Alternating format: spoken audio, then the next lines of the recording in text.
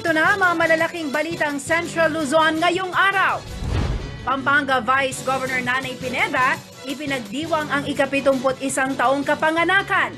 Marcos Duterte Carpio Tandem at ilang senador dumalo sa selebrasyon. Political event ng mga kandidato sa Bacolor, Pampanga, hindi pwedeng gawin sa mga resettlement area sa labas ng kanilang bayan. Ilang youth leaders nananawagan ng united vote sa mga kabataan ngayong eleksyon. At frontliners, pinarangalan kasabay ng pagdiriwang ng Aurora Day.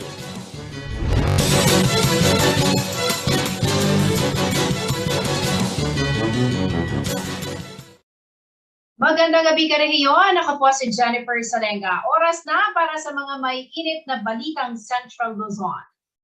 Ipinagdiwang po ni Pampanga Vice Governor Nanay Pineda ang kanyang ika-71 taong kapanganakan kung saan binuksan niya ito sa publiko, partikular sa mga lokal na opisyales ng lalawigan. Dumalo ang Pampanga Mayor's League at mga kapitan ng bawat barangay sa ginanap na programa sa Brenzy Giao Convention Center. Nagsilbi pong bisitang pantangal ng Vice-Gobernador ang UD team kung saan dumalo sina Presidential Candidate Bongbong Marcos at Vice Presidential Candidate Mayor Sara Duterte Carpio. Dumating din sa okasyon na ilan sa mga senatorial state ng UD team. Nasa selebrasyon din si dating Pangulong Gloria Macapagal Arroyo.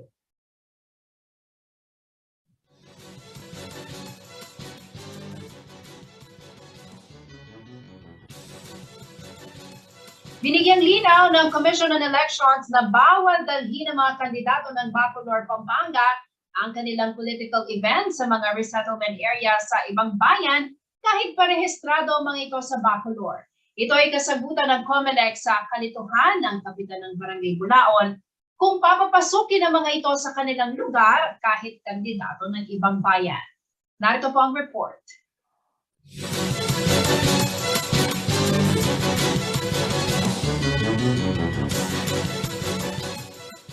Higit isang buwan na lamang ay magsisimula na ang kampanya ng mga local candidates na nakatakda ang local campaigning sa darating na March 25. At sa mga kalsada at kabahayan dito sa Barangay Bulaon, Siyudad ng San Fernando, hitik na ang mga poster na nakapaskil, ultimo sa Barangay Hall. Sakop ng Siyudad San Fernando ang barangay, ngunit ang ilan sa mga mangangampanya raw ay mga kandidato sa Bacolor, Pampanga. Ayon kay Barangay Bulaon, Cap Laverne Gopez, halos ang mga residente sa Bulaon Resettlement ay mga rehistradong botante, kung kaya't nangangampanya din sa kanilang barangay ang mga kandidato sa bayan ng Bacolor, Pampanga. Ang mga naninirahan sa resettlement ay dating residente sa Bacolor na inilikas makaraang pumutok ang Bulkang Pinatubo. Ngunit ang kanyang tanong sa COMELEC, mangutang ko namang sana, Sir Paulo, yung Bulaon, kasi po atang mag-meeting de ba sila rin yung Bacolor at sula kinila alos monte. Kinila, ngayon ikukutang ko naman, nung COMELEC Bacolor, magsabi lang ka rin, o San Fernando lang mag-isabi. ayon kay Cap Gopez, maiging magkakaalaman na kung ang pasilidad na para lamang sana sa mga kandidato sa siyudad ng San Fernando ay maipapahiram sa mga aspirant ng Bacolor, Pampanga. Kasi po kabun na lang mo lumubring Bacolor, gamitan doon rin covered court, o sa sakuban tayo ng resettlement. Sagot naman ni COMELEC Region 3 Assistant Regional Director Attorney Elmo Duque, hindi maaaring mangampanya ang mga aspirant sa Bacolor, Pampanga sa siyudad ng San Fernando. Dapat ang pangangampanya lamang doon sa kanilang geographic territory, political territory na hindi kasama ang San Fernando kasi nagkakaroon na ng confusion. Bakit yung mga tiga Bacolor nandito nangangampanya dito sa San Fernando? So siyempre magkakalituhan ng mga tao. No? Nagpaalala din ng COMELEC sa mga barangay na makipag-ugnayan muna sa COMELEC officer sa kanilang bayan para sa mga designated campaign area. Siguro yung pagkikipag-ugnayan ng election officer natin at sa barangay kapitan ng area na yon, kasi first time natin na malaman na hindi furnished ng barangay official na ipaparating natin sa concerned election officer natin na paigtingin niya yung kanilang coordination sa mga barangay official sa kanyang territory dahil ito ay dapat na naipaparating sa ating mga barangay officials kung saan yung common poster area sa isang barangay. Maliban sa Barangay Bulaon, may mga resettlement area din ang mga Bacolorianos sa area ng Mexico, Magalang at lalawigan ng Tarlac. Paolo G. Santos, CLTV News.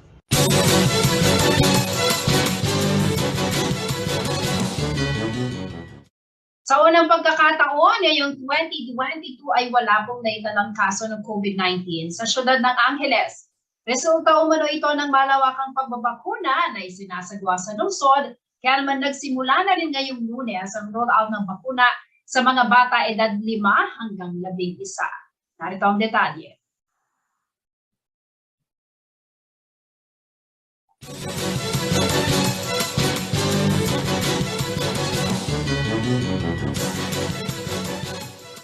Balik sa zero case ng Ciudad Angeles matapos ang muling pagsipa ng kaso sa pagsisimula ng bagong taon nitong Enero 2022. Sa COVID-19 bulletin ng Ciudad as of February 20, walang bagong tinamaan ng naturang virus sa lugar. Ito ang unang pagkakataon na nakapagtala ng zero case ang syudad para sa taong 2022. Ayon sa local IATF, nakita nila ang pagbaba ng kaso noon pang huling linggo ng Enero at ito'y bunsod ng mas pinalakas na vaccination drive ng syudad. Sa ngayon ay nasa 39 na aktibong kaso ng COVID-19 sa syudad na binabantayan mula sa 14 na barangay. Samantala, handang-handa ang mega vaccination site ng Angeles para sa pagbabakuna ng mga bata edad 5 hanggang 11 ngayong araw. Superhero at iba't ibang characters ang tema ng vaccination upang maging kaaya-aya ang ambience para sa mga bata. Sa kanilang pagpunta, animoy sila ay dadalo lamang ng isang children's party. Kaya naman hindi mawawala ang mga candy booth, balloons, loot bags at marami pang iba na tiyak na ikatutuwa ng mga bata. Paalala ni City Health Officer Dr. Verona Guevara sa mga magulang, ipabakuna ang mga anak bilang proteksyon ng mga ito, lalo na ngayong inilulunsad na ang face-to-face classes. Dahil napakalaking tulong daw ng bakuna bilang proteksyon laban sa virus, lalo na ngayong panahon ng pandemya. Dagdag paalala naman ng city government sa mga Angeleño, lalo na ngayong muling ibinaba sa COVID-19 Alert Level 2 ang syudad, patuloy na pairalin ang pag-iingat at pagsunod pa rin sa minimum safety health protocols upang makalabas na ang syudad sa pandemya at paghandaan na ang new normal na pamumuhay. Angelica Cara, CLTV News.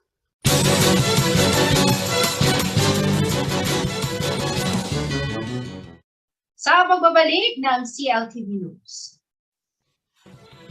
Youth leaders nanawagan ng united vote ng mga kabataan ngayong eleksyon. Manatiling nakatutok para sa iba pang mga nangungunang balita ngayong araw.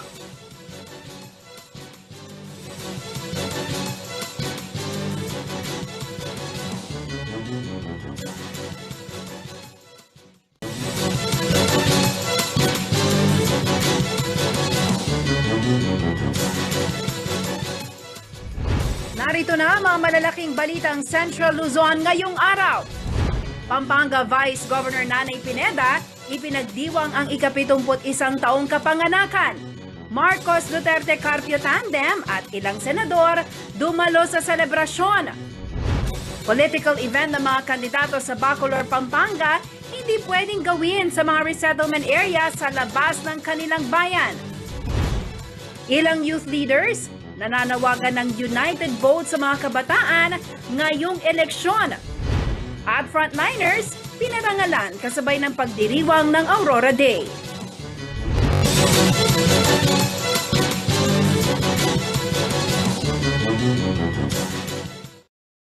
Magandang gabi ka rehiyon. Ako po si Jennifer Salenga. Oras na para sa mga may init na balitang Central Luzon. Ipinagdiwang po ni Pampanga Vice Governor Lilian Nanay Pineda ang kanyang ika-71 taong kapanganakan kung saan binuksan niya ito sa publiko partikular sa mga lokal na opisyales ng lalawigan. Dumalo ang Pampanga Mayor's League at mga kapitan ng bawat barangay sa ginanap na programa sa Brenzy Giao Convention Center. Nagsilbi pong bisitang pandangal ng Vice-Gobernador ang unity team kung saan dumalo sina Presidential Candidate Bongbong Marcos at Vice Presidential Candidate Mayor Sara Duterte Carpio. Dumating din sa okasyon ang ilan sa mga senatorial state ng unity team. Nasa selebrasyon din si dating Pangulong Gloria Macapagal Arroyo.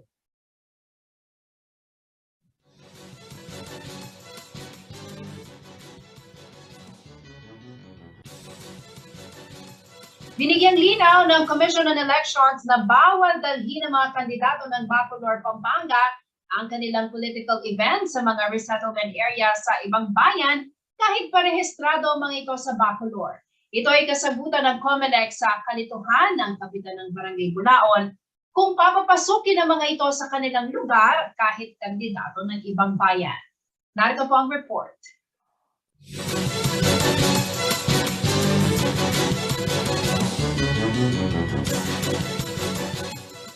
Higit isang buwan na lamang ay magsisimula na ang kampanya ng mga local candidates na nakatakda ang local campaigning sa darating na March 25. At sa mga kalsada at kabahayan dito sa Barangay Bulaon, Siyudad ng San Fernando, hitik na ang mga poster na nakapaskil, ultimo sa Barangay Hall. Sakop ng Siyudad San Fernando ang barangay, ngunit ang ilan sa mga mangangampanya raw ay mga kandidato sa Bacolor, Pampanga.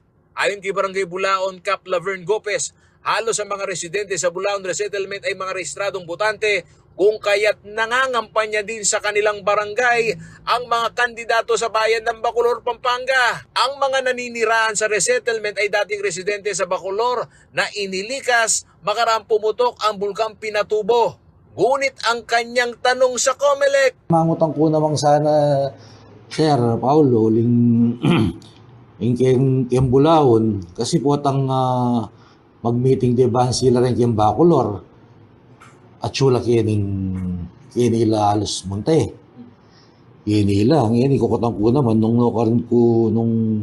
COMELEC Bacolor, magsabi lang ka rin, o San Fernando lang mag-isabi. ayon kay Cap Gopez, maiging magkakaalaman na kung ang pasilidad na para lamang sana sa mga kandidato sa siyudad ng San Fernando ay maipapahiram sa mga aspirant ng Bacolor, Pampanga. Kasi po kabun na lang mo lumubring Bacolor, gamitan doon rin covered court. O nisasakupan tayo ng resettlement. Sagot naman ni COMELEC Region 3 Assistant Regional Director Attorney Elmo Duque, hindi maaaring mangampanya ang mga aspirant sa Bacolor, Pampanga sa siyudad ng San Fernando. Dapat ang pangangampanya lamang doon sa kanilang geographic territory, political territory na hindi kasama ang San Fernando kasi nagkakaroon na ng confusion. Bakit yung mga tiga Bacolor nandito nangangampanya dito sa San Fernando? So siyempre magkakalituhan ng mga tao. No? Nagpaalala din ng COMELEC sa mga barangay na makipag-ugnayan muna sa COMELEC officer sa kanilang bayan para sa mga designated campaign area.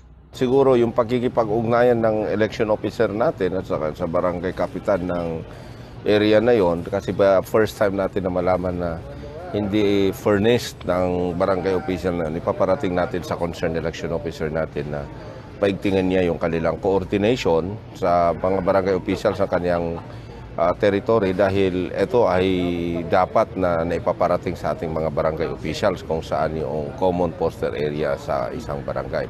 Maliban sa Barangay Bulaon, may mga resettlement area din ang mga Bacoloreños sa area ng Mexico, Magalang at lalawigan ng Tarlac. Paolo G. Santos, CLTV News.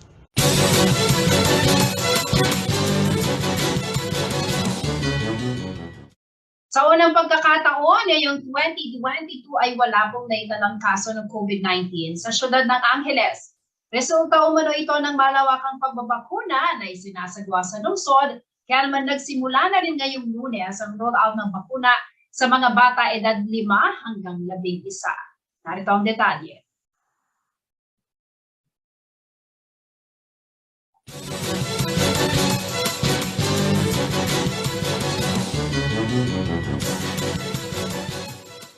Balik sa zero case ng Ciudad Angeles matapos ang muling pagsipa ng kaso sa pagsisimula ng bagong taon nitong Enero 2022. Sa COVID-19 bulletin ng Ciudad as of February 20, walang bagong tinamaan ng naturang virus sa lugar. Ito ang unang pagkakataon na nakapagtala ng zero case ang syudad para sa taong 2022. Ayon sa local IATF, nakita nila ang pagbaba ng kaso noon pang huling linggo ng Enero at ito'y bunsod ng mas pinalakas na vaccination drive ng syudad. Sa ngayon ay nasa 39 na aktibong kaso ng COVID-19 sa syudad na binabantayan mula sa 14 na barangay. Samantala, handang-handa ang mega vaccination site ng Angeles para sa pagbabakuna ng mga bata edad 5 hanggang 11 ngayong araw. Superhero at iba't ibang characters ang tema ng vaccination upang maging kaaya-aya ang ambience para sa mga bata. Sa kanilang pagpunta, animoy sila ay dadalo lamang na isang children's party. Kaya naman hindi mawawala ang mga candy booth, balloons, loot bags at marami pang iba na tiyak na ikatutuwa ng mga bata. Paalala ni City Health Officer Dr. Verona Guevara sa mga magulang, ipabakuna ang mga anak bilang proteksyon ng mga ito, lalo na ngayong inilulunsad na ang face-to-face classes. Dahil napakalaking tulong daw ng bakuna bilang proteksyon laban sa virus, lalo na ngayong panahon ng pandemya. Dagdag paalala naman ng city government sa mga Angeleño, lalo na ngayong muling ibinaba sa COVID-19 Alert Level 2 ang syudad, patuloy na pairalin ang pag-iingat at pagsunod pa rin sa minimum safety health protocols upang makalabas na ang syudad sa pandemya at paghandaan na ang new normal na pamumuhay. Angelica Cara, CLTV News.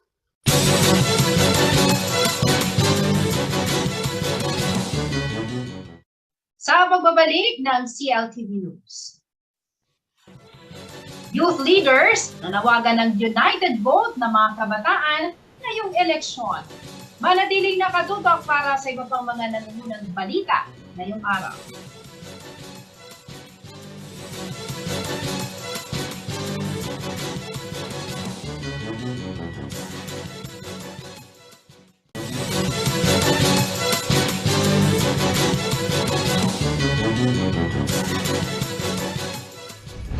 Narito na ang mga malalaking balitang Central Luzon ngayong araw.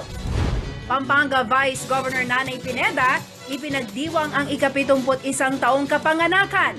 Marcos Duterte Carpio Tandem at ilang senador dumalo sa selebrasyon. Political event ng mga kandidato sa Bacolor, Pampanga, hindi pwedeng gawin sa mga resettlement area sa labas ng kanilang bayan. Ilang youth leaders nananawagan ng united vote sa mga kabataan ngayong eleksyon. At frontliners, pinarangalan kasabay ng pagdiriwang ng Aurora Day.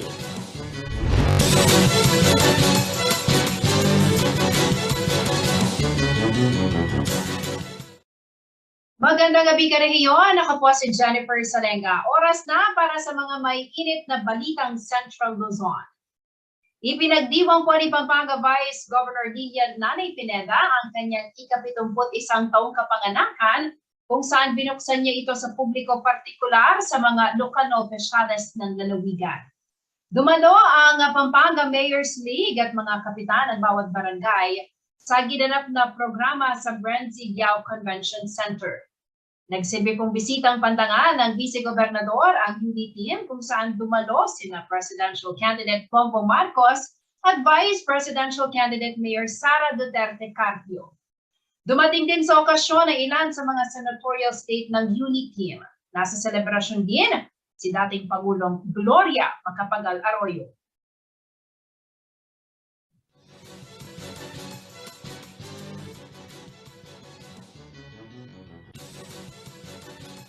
Binigyang linaw ng Commission on Elections na bawal dalhin ng mga kandidato ng Bacolor, Pampanga ang kanilang political event sa mga resettlement area sa ibang bayan kahit parehistrado ang mga ito sa Bacolor. Ito ay kasagutan ng COMELEC sa kalituhan ng kapitan ng Barangay Bulaon kung papapasukin ang mga ito sa kanilang lugar kahit kandidato ng ibang bayan. Narito po ang report.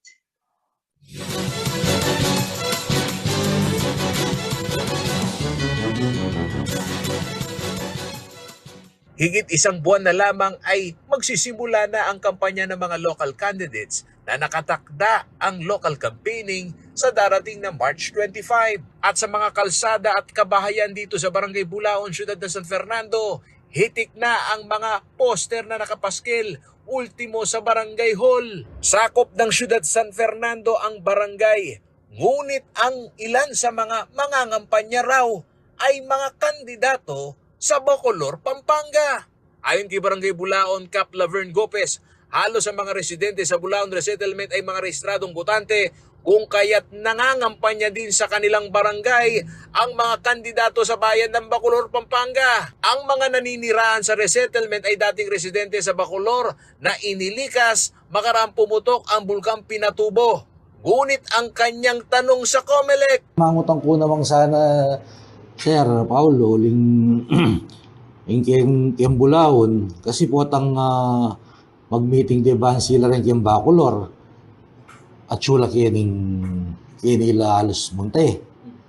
Kinila, ngayon ikukutang ko naman, nung COMELEC Bacolor, magsabi la ka rin o San Fernando lang magisabi. ayon kay Cap Gopez, maiging magkakaalaman na kung ang pasilidad na para lamang sana sa mga kandidato sa siyudad ng San Fernando ay maipapahiram sa mga aspirant ng Bacolor, Pampanga. Kasi po kabun na lang mo lumubring Bacolor, gamitan doon rin covered court. O niya sa sakuban tayo ng resettlement. Sagot naman ni COMELEC Region 3 Assistant Regional Director Attorney Elmo Duque, hindi maaaring mangampanya ang mga aspirant sa Bacolor, Pampanga sa siyudad ng San Fernando. Dapat ang pangangampanya lamang doon sa kanilang geographic territory, political territory na hindi kasama ang San Fernando kasi nagkakaroon na ng confusion. Bakit yung mga tiga Bacolor nandito nangangampanya dito sa San Fernando? So siyempre magkakalituhan ng mga tao. No? Nagpaalala din ng COMELEC sa mga barangay na makipag-ugnayan muna sa COMELEC officer sa kanilang bayan para sa mga designated campaign area. Siguro yung pagkikipag-ugnayan ng election officer natin at sa barangay kapitan ng area na yon, kasi first time natin na malaman na hindi furnished ng barangay official na ipaparating natin sa concerned election officer natin na paigtingan niya yung kanilang coordination sa mga barangay official sa kanyang territory dahil ito ay dapat na naipaparating sa ating mga barangay officials kung saan yung common poster area sa isang barangay. Maliban sa Barangay Bulaon, may mga resettlement area din ang mga Bacoloreños sa area ng Mexico, Magalang at lalawigan ng Tarlac. Paolo G. Santos, CLTV News.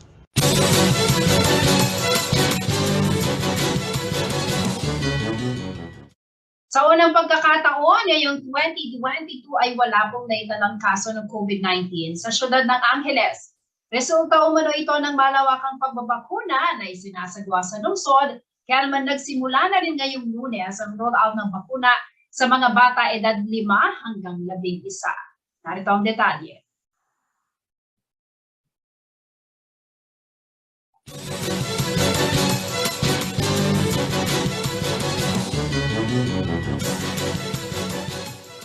Balik sa zero case ng Ciudad Angeles matapos ang muling pagsipa ng kaso sa pagsisimula ng bagong taon nitong Enero 2022. Sa COVID-19 bulletin ng Ciudad as of February 20, walang bagong tinamaan ng naturang virus sa lugar.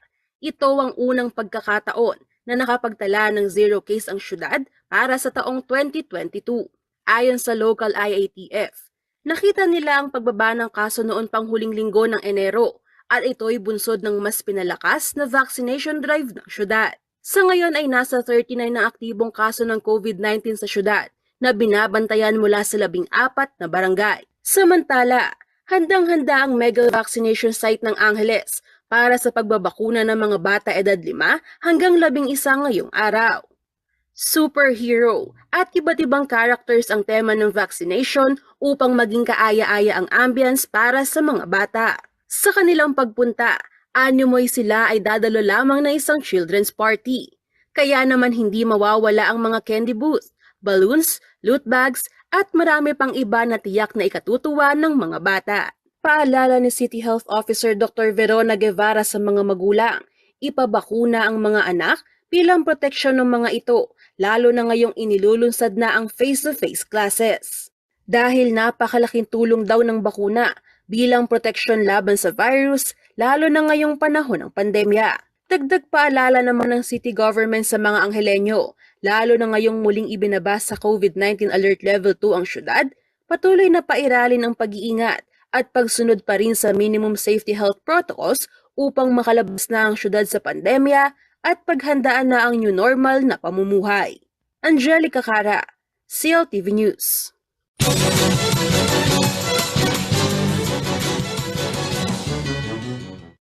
Sa pagbabalik ng CLTV News. Youth leaders nanawagan ng united vote ng mga kabataan ngayong eleksyon. Manatiling nakatutok para sa iba pang mga nanimunang balita ngayong araw.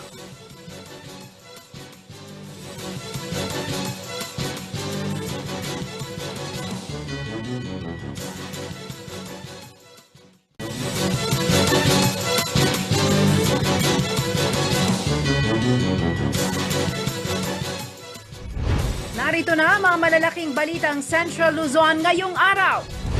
Pampanga Vice Governor Nanay Pineda, ipinagdiwang ang ika-71 taong kapanganakan.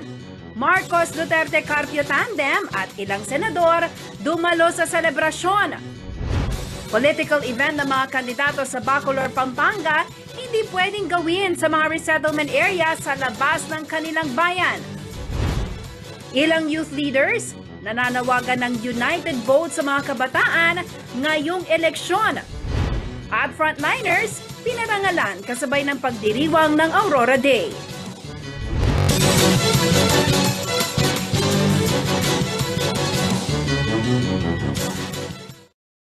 Magandang gabi ka rehiyon. Ako po si Jennifer Salenga. Oras na para sa mga may init na balitang Central Luzon. Ipinagdiwang po ni Pampanga Vice Governor Nanay Pineda ang kanyang ika-71 taong kapanganakan kung saan binuksan niya ito sa publiko, partikular sa mga lokal na opisyales ng lalawigan. Dumalo ang Pampanga Mayor's League at mga kapitan ng bawat barangay sa ginanap na programa sa Brenzy Giao Convention Center. Nagsilbi pong bisitang pandangan ng Vice-Gobernador ang UD team kung saan dumalo sina Presidential Candidate Bongbong Marcos at Vice Presidential Candidate Mayor Sara Duterte Carpio. Dumating din sa okasyon ang ilan sa mga senatorial state ng UNI team. Nasa selebrasyon din si dating Pangulong Gloria Macapagal Arroyo.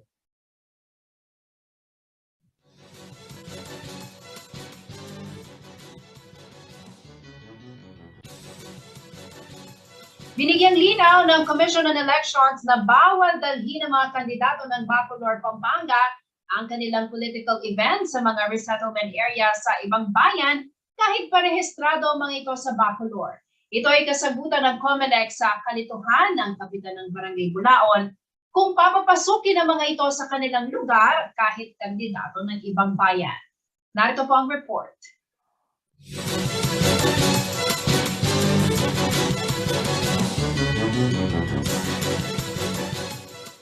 Higit isang buwan na lamang ay magsisimula na ang kampanya ng mga local candidates na nakatakda ang local campaigning sa darating na March 25. At sa mga kalsada at kabahayan dito sa Barangay Bulaon, Siyudad ng San Fernando, hitik na ang mga poster na nakapaskil, ultimo sa Barangay Hall. Sakop ng Siyudad San Fernando ang barangay, ngunit ang ilan sa mga mangangampanya raw ay mga kandidato sa Bacolor, Pampanga. Ayon kay Barangay Bulaon, Cap Laverne Gopez, halos sa mga residente sa Bulaon Resettlement ay mga rehistradong botante, kung kaya't nangangampanya din sa kanilang barangay ang mga kandidato sa bayan ng Bacolor, Pampanga. Ang mga naninirahan sa resettlement ay dating residente sa Bacolor na inilikas makaraang pumutok ang bulkang Pinatubo. Ngunit ang kanyang tanong sa COMELEC, Mangutang ko namang sana, Sir Paulo, kayong Bulaon, kasi po atang mag-meeting diba sila rin kayong Bacolor at sula kini alos munte. Ini lang, ini kukutang ko naman nung karon ko nung Comelec Bacolor, magsabi la ka rin o San Fernando lang magisabi. Ayon kay Cap Gopez, maiging magkakaalaman na kung ang pasilidad na para lamang sana sa mga kandidato sa siyudad ng San Fernando ay maipapahiram sa mga aspirant ng Bacolor, Pampanga. Kasi pota kabun na lang mo lumubring Bacolor, gamitan do rin covered court. O sa sakuban tayo ng resettlement. Sagot naman ni Comelec Region 3 Assistant Regional Director Attorney Elmo Duque, hindi maaaring mangampanya ang mga aspirant sa Bacolor, Pampanga sa siyudad ng San Fernando. Dapat ang pangangampanya lamang doon sa kanilang geographic territory, political territory na hindi kasama ang San Fernando kasi nagkakaroon na ng confusion. Bakit yung mga tiga Bacolor nandito nangangampanya dito sa San Fernando? So siyempre magkakalituhan ng mga tao. No? Nagpaalala din ng Comelec sa mga barangay na makipag-ugnayan muna sa Comelec officer sa kanilang bayan para sa mga designated campaign area. Siguro yung pagkikipag-ugnayan ng election officer natin at sa barangay kapitan ng area na yon kasi first time natin na malaman na hindi furnished ng barangay official na ipaparating natin sa concerned election officer natin na paigtingan niya yung kanilang coordination sa mga barangay official sa kanyang territory dahil ito ay dapat na naipaparating sa ating mga barangay officials kung saan yung common poster area sa isang barangay. Maliban sa barangay Bulaon, may mga resettlement area din ang mga Bacoloreños sa area ng Mexico, Magalang at lalawigan ng Tarlac. Paolo G. Santos, CLTV News.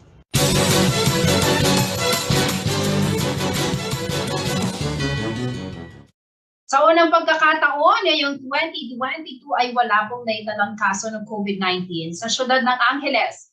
Resulta umano ito ng malawakang pagbabakuna na isinasagawa sa lungsod, kaya naman nagsimula na rin ngayong Lunes ang rollout ng bakuna sa mga bata edad 5 hanggang 11. Narito ang detalye.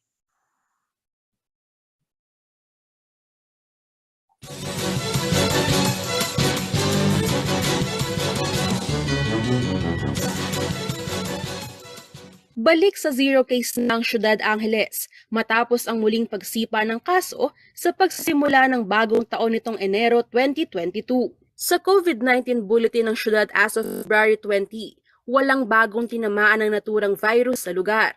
Ito ang unang pagkakataon na nakapagtala ng zero case ang syudad para sa taong 2022.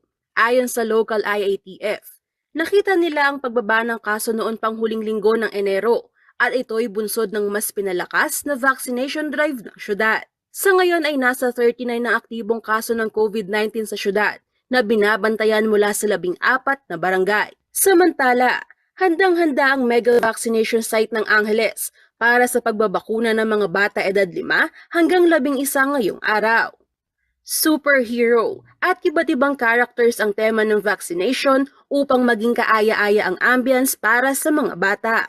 Sa kanilang pagpunta, animoy sila ay dadalo lamang na isang children's party. Kaya naman hindi mawawala ang mga candy booth, balloons, loot bags at marami pang iba na tiyak na ikatutuwa ng mga bata. Paalala ni City Health Officer Dr. Verona Guevara sa mga magulang, ipabakuna ang mga anak bilang proteksyon ng mga ito, lalo na ngayong inilulunsad na ang face-to-face classes. Dahil napakalaking tulong daw ng bakuna bilang proteksyon laban sa virus, lalo na ngayong panahon ng pandemya. Dagdag paalala naman ng city government sa mga Angeleño, lalo na ngayong muling ibinaba sa COVID-19 Alert Level 2 ang syudad, patuloy na pairalin ang pag-iingat at pagsunod pa rin sa minimum safety health protocols upang makalabas na ang syudad sa pandemya at paghandaan na ang new normal na pamumuhay. Angelica Cara, CLTV News.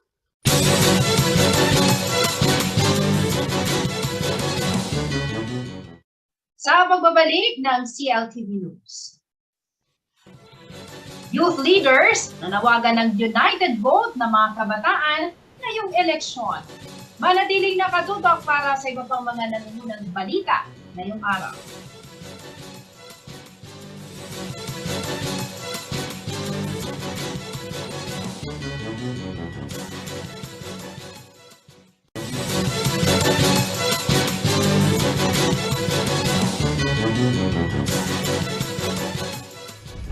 Narito na ang mga malalaking balitang Central Luzon ngayong araw. Pampanga Vice Governor Nanay Pineda, ipinagdiwang ang ika-71 taong kapanganakan. Marcos Duterte Carpio Tandem at ilang senador dumalo sa selebrasyon. Political event ng mga kandidato sa Bacolor, Pampanga, hindi pwedeng gawin sa mga resettlement area sa labas ng kanilang bayan. Ilang youth leaders nananawagan ng united vote sa mga kabataan ngayong eleksyon. At frontliners, pinarangalan kasabay ng pagdiriwang ng Aurora Day.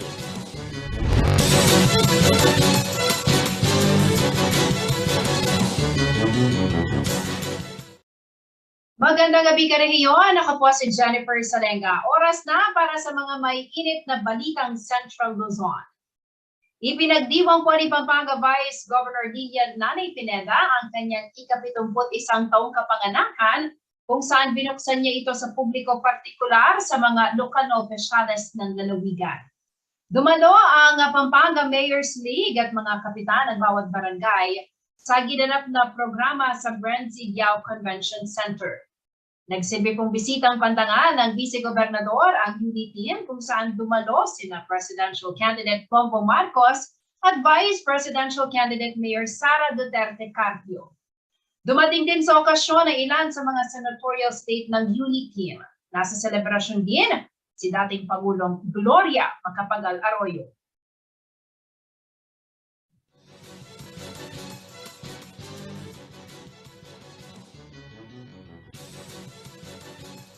Binigyang linaw ng Commission on Elections na bawal dalhin ng mga kandidato ng Bacolor, Pampanga ang kanilang political event sa mga resettlement area sa ibang bayan kahit parehistrado ang mga ito sa Bacolor.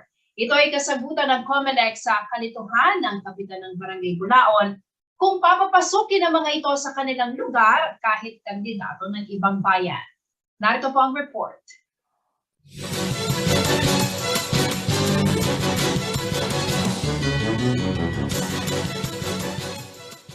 Higit isang buwan na lamang ay magsisimula na ang kampanya ng mga local candidates na nakatakda ang local campaigning sa darating na March 25. At sa mga kalsada at kabahayan dito sa Barangay Bulaon, Siyudad ng San Fernando, hitik na ang mga poster na nakapaskil, ultimo sa Barangay Hall. Sakop ng Siyudad San Fernando ang barangay, ngunit ang ilan sa mga mangangampanya raw ay mga kandidato sa Bacolor, Pampanga.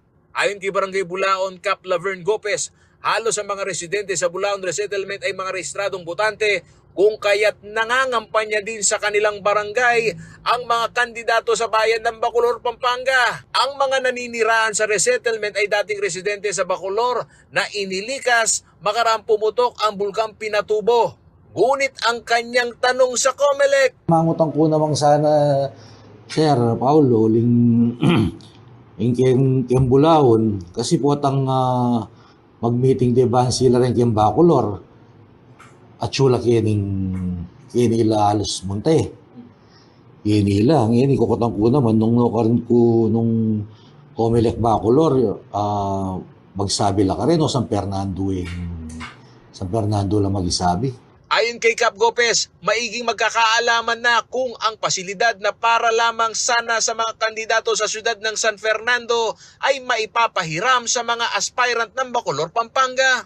Kasi po kabun na lang mo lumubring Bacolor, gamitan doon rin covered court, o nisasakupan tayo ng resettlement. Sagot naman ni COMELEC Region 3 Assistant Regional Director Attorney Elmo Duque, hindi maaaring mangampanya ang mga aspirant sa Bacolor, Pampanga sa siyudad ng San Fernando.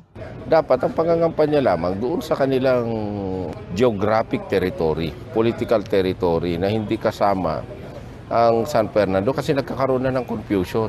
Bakit yung mga tiga Bacolor nandito nangangampanya dito sa San Fernando? So siyempre magkakalituhan ng mga tao. No? Nagpaalala din ng COMELEC sa mga barangay na makipag-ugnayan muna sa COMELEC officer sa kanilang bayan para sa mga designated campaign area.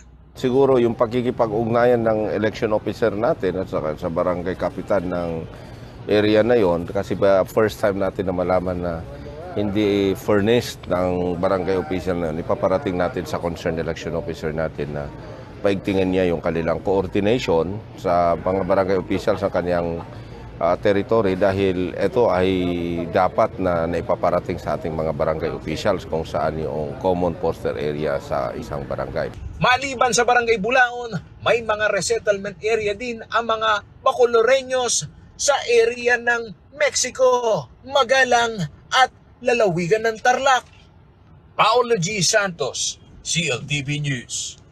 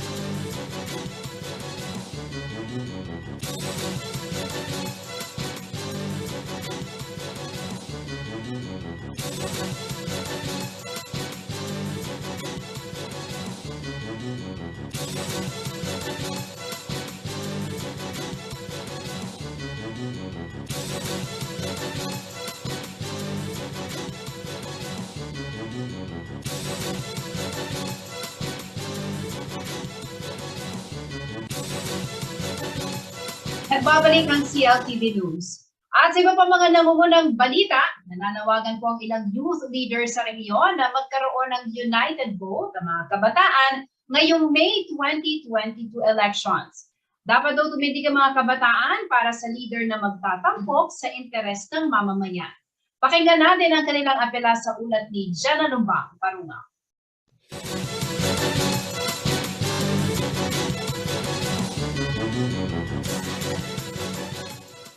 Sa datos na inilabas ng Commission on Elections, nasa 65.7 million ang mga rehistradong botante para sa May 2022 national and local elections. Mula sa bilang na ito, nasa 56% o higit 37 million ang nasa edad 18 hanggang 40. Mayroon namang 5.4 million ang first-time na boboto sa taong ito. Ang numerong nabanggit ay nagpapakita umano sa lakas ng kabataan na magluklok ng lider sa bansa. Ito ang nakikitang oportunidad ng ilang youth leaders upang magkaroon ng united vote ang mga kabataan. Ayon kay L.A. Bonifacio, posibleng maikasa ang nagkakaisang boto ng mga kabataan dahil karamihan ay bukas at aktibo na sa isyong panlipunan. I'm very optimistic for this election that there is a chance that there will be a united youth vote. Youth are not voting for a candidate. They're voting for their aspirations, mga prinsipyo niya. Malaking bagay din umano na nakikilahok na ang youth sector sa iba't ibang organisasyon na magbibigay ng higit pang kaalaman. Napakalakas po talaga ng mga kabataan dahil napakaraming espontanyo na mga organisasyon na nabubuo, di ba po, na kahit sabihin natin na iba naman talaga yung original nilang pinaniniwalaan, kung halimbawa po sa mga ideological, di ba po, pero dahil na rin dun sa ano ba yung kasalukuyang sitwasyon po dito sa eleksyon ay talagang nakakaisa yung kalakhan sa mga kabataan. Makakamit umano ang United Youth Vote kung magkakaroon ng dialogo na pumupuntirya sa mga out-of-school youth na kulang sa akses sa kaalaman. Kaya dapat mag-develop din ng mga kabataan yung pagkakaroon ng healthy conversations for us to, yun nga, maging optimistic tayo no, na ngayong election magkaroon ng unity vote or black vote yung Pilipinas. Lalo naman na syempre ngayon, pangunahing plataforma o yung platforms na ginagamit ng kabataan in spreading educational campaigns or educational backgrounds about the candidates ay through online. So, hindi malabo na makarating ito sa mga sulok o mga mahihirap na rehiyon na meron tayo sa bansa. Makakatulong din umano sa tamang pagdedesisyon kung nakikinig ang mga botante, lalo na ang mga kabataan sa mga candidates forum at debate. Sa tila kasi tayo kumukuha no, ng mga kumbaga ng ideas nila, ng wisdom nila or yung stance nila patungkol sa mga issue. At dito din natin makita kung talaga bang reflection sila ng mga pinaglalaban natin bilang Pilipino, bilang kabataan, o reflection ba talaga sila ng boto no, na para sa kinabukasan. So malaki talaga yung gampanin ng forums and debates. Ano. Kailangan hindi lamang tayo nakakulong sa sarili nating paghahasa upang maging makaboto ng tama sa dating na eleksyon. Kung hindi, ipatong din natin sa ating mga balikat yung pagpapakalat din ng impormasyon sa mga kasamahan natin. Sa ganun, hindi lamang iilan yung magiging responsableng botante sa darating na eleksyon. Samantala sa isang survey na isinagawa ng Social Weather Station Katambalang Youth Leadership for Democracy noong March 2021, 62% ng mga youth respondents ang siguradong boboto sa May 2022 eleksyon. 75% ang naniniwalang magiging malinis ang eleksyon at 86% ang nagsabing makakaguhit ng pagbabago ang pagboto ng mga kabataan. Jana Lumbang Parungaw, CLTV News.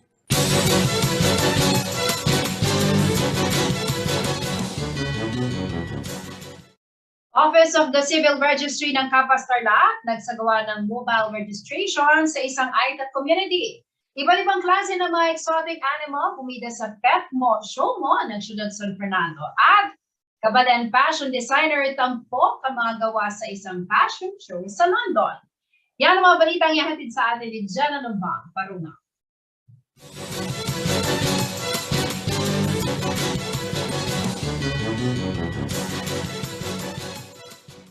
Dinala ng Office of the Civil Registry ng lokal na pamahalaan ng Capas Tarlac ang serbisyo nito sa Barangay Santa Juliana kung saan matatagpuan ang komunidad ng mga Aita. Kaalinsabay ito ng pagdiriwang ng 32nd Civil Registry Month. Katambal ng opisina ang Integrated Bar of the Philippines Pampanga Chapter at Tarlac State University School of Law sa pag-antabay sa mga katutubo sa kanilang pagpaparehistro ng birth certificate, marriage certificate at iba pang dokumento. Marami umano sa mga katutubo ang nababaliwala ang civil registration kung kaya sila ang pinuntirya ng aktibidad. Sa syudad naman ng San Fernando, Pampanga, bumida ang mga alagang hayop ng mga Fernandino sa isinagawang Pet Mo, Show Mo. Nagpakitang gilas ang iba't ibang breed ng mga aso at talaga namang proud na nag-perform kahit maraming tao. May mga pet owners na terno ang bihis habang ipinaparada ang kanilang pets. Gaya nito, bonggang-bongga sa kanilang red suit. At syempre, nakakaaliw din itong mag-amo na naka-Sailor Moon get-up. Walang takot naman ang mga hurado sa pagtingin sa dinalang pagkalaki-laking phyton. At ang winner na most exotic pet, ang matabang iguana ni Dr. Pearl Lagman na tinawag niyang Goryo the Iggy. Para sa iba pang balita sa rehiyon, pumarada ang mga gawa ng Kabalen fashion show designer mula sa Arayat, Pampanga na si Vladimir Sigua sa isinagawang fashion show sa London. This is to show and prove diversity, that fashion is for everyone. This is Vladimir Sigua. Ang House of Icon Fashion Show na isinagawa nitong February 19 ay nagtatampok sa disenyo ng mga fashion designers sa iba't ibang panig ng mundo. Dito ay pinakita ni Vladimir Sigua ang kanyang brand design na nagbigay ng magandang kaanyuan sa kasuotang pambabae at panlalaki. Bago pa ang pandemya noong 2020 ay una nang naanyayahan si Vladimir Sigua na sumali sa fashion show na ito. At ngayong 2022, ang kanyang ikalawang pagkakataon na makasali. Jana Lumbang Parunga, CLTV News.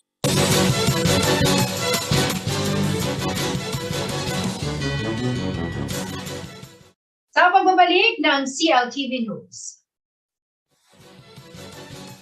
Kilalanin ng kandidatong si Francis Cheese Escudero, senatorial candidate. Manatili nakatutok at magbabalik ng CLTV News.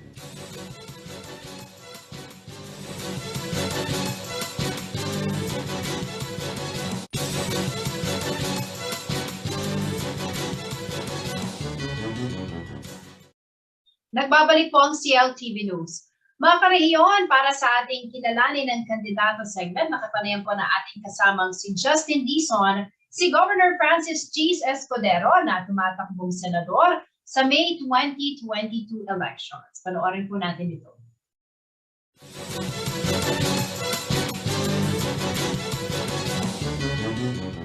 Mayapaldo, Pampanga, magandang araw, Central Luzon. Ako po si Justin Dizon at nandito ho tayo sa ating programang kilalanin ng kandidato. Meron ho tayong bisita ngayon, mga kabalen, mga kariyon, at talagang sinadya pa ho tayo dito sa ating studio para ho magbigay ng update kaugnay ho nitong kanyang mga gawain, lalong-lalo na panahon ho ng kampanya at syempre, yung mga programa ho na nais niyang ihatid sa kanyang pagbabalik sa Senado. Ang ating hong bisita ay two-term senator at ngayon ho ay gobernador. Ito sigurado napapanood ho ninyo at sikat na sikat. Gobernador ho ng lalawigan ng Sorsogon sa Bicol Region. Noong po siya ay naging senador, naipasa niya ang Universal Healthcare Act at ang libreng matrikula sa mga state universities and colleges at yung pong exemption ng minimum wage earners sa pagbabayad ng buwis. Mga kabalen, mga kariyon, i-welcome ho natin sa ating programa, walang iba, Governor Cheese Escudero. Maraming salamat, Justin, sa iyo at sa lahat ng ating mga taga-subaybay at taga-panood. Mayapaldo, magandang araw po sa inyong lahat at karangalan ko na muling makasama kayo, makapiling at personal na makabisita dito sa inyong studio. Maraming salamat, Governor Cheese. The last time that I was able to interview you, nasa Zoom tayo. And pinag-usapan ho namin doon, just a recap mga kabalen, ito hong mga protocol sa Sorsogon. Kung bakit paano nila na-handle ng maayos itong COVID-19. Nandun yung pinaka hindi ko makakalimutan, linalagyan nila ng tape o hinaharangan yung mga truck na dumadaan para hindi makalabas. And very effective po. Kaya naman ito, nandito tayo ngayon, social distancing, physical distancing with mask on, di ba? So ito mga kabalen, kumustahin ho natin si Governor Cheese. Sir, una sa lahat, belated Happy Valentine's. At syempre, napanood ng lahat sa IG. Ito, yung inyong anniversary ni Miss Hart. Kumusta ho? Kumusta ang buhay pamilya ngayon, ngayong mga panahon ng pandemya? Ika-7 taon na namin ni Hart. Ika-7 taon na wala yung kate o 7-year itch. Maayos at maganda ang aming relasyon. Nagdiwang kami ng ika-7 anibersaryo, ika-15 ng Pebrero. Pero birthday din ni Hart, yung February 14 o Valentine's Day. At least tipid na yung regalo sa Valentine at regalo sa birthday, isa na lamang. Maayos naman, busy rin kasi si Hart sa trabaho niya, Justine. Kanina, umalis ako na alas 5 na umaga para magtungo ng Tarlac, tapos dito sa Pampanga. Siya, mas maaga pa umalis ng bahay dahil meron siyang maagang suit. Pero maganda na rin yun, nang hindi gaanong nagkikita sa mga panahong to. Para pag nakita kami, may miss at saka may gigil. Pag nagkikita kayo, maganda at importante yan sa mag-asawa. Ayan, take it from Governor Cheese. Magandang payo yan, mga kabalen, mga kariyon. Pero ito, pag-usapan naman natin yung sa politika, when VP Lenny visited po your province, nabanggit niya doon na hindi niya panghihinayangan na kayo ay lilisan ng Sorsogon upang manilbihan po, bilang senador sa mas marami at sa mas malawak nating mga kababayan. Sir, how would you react to this statement po? Siyempre, nagpapasalamat ako sa kumpiyansang binanggit at pinakita ni Vice President Lenny Robredo. Pero yun naman talaga ang balak at hangarin ko sa muli kong pagtakbo sa Senado, Justine. Kahit ano kasi ang galing, talino, talento ang ibuhos ko sa aming lalawigan, kahit magtatambling ako at magsisirko ako bilang gobernador, may hangganan lamang ang aming mararating kung hindi aangat din ang buong bansa. Ito ang rason kung bakit muli akong tumatakbo sa pagkasenador. Sa bigat ng problema ng bansa, dapat all hands on deck.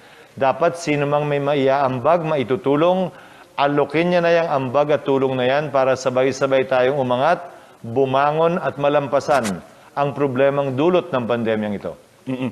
Apo, sir, sa initial, kasi nga nabanggit ko kanina, you had one of the most comprehensive response pagdating sa ating pandemic. Pagdating niyo sa Senado, ano yung mga nakikita ninyong gusto niyo nang gawin immediately para makatulong sa bansa natin pagbangon sa pandemya? Dalawang bagay. Ang pangunahing batas na dapat ipasa ng Kongreso ay ang taunang budget o General Appropriations Act.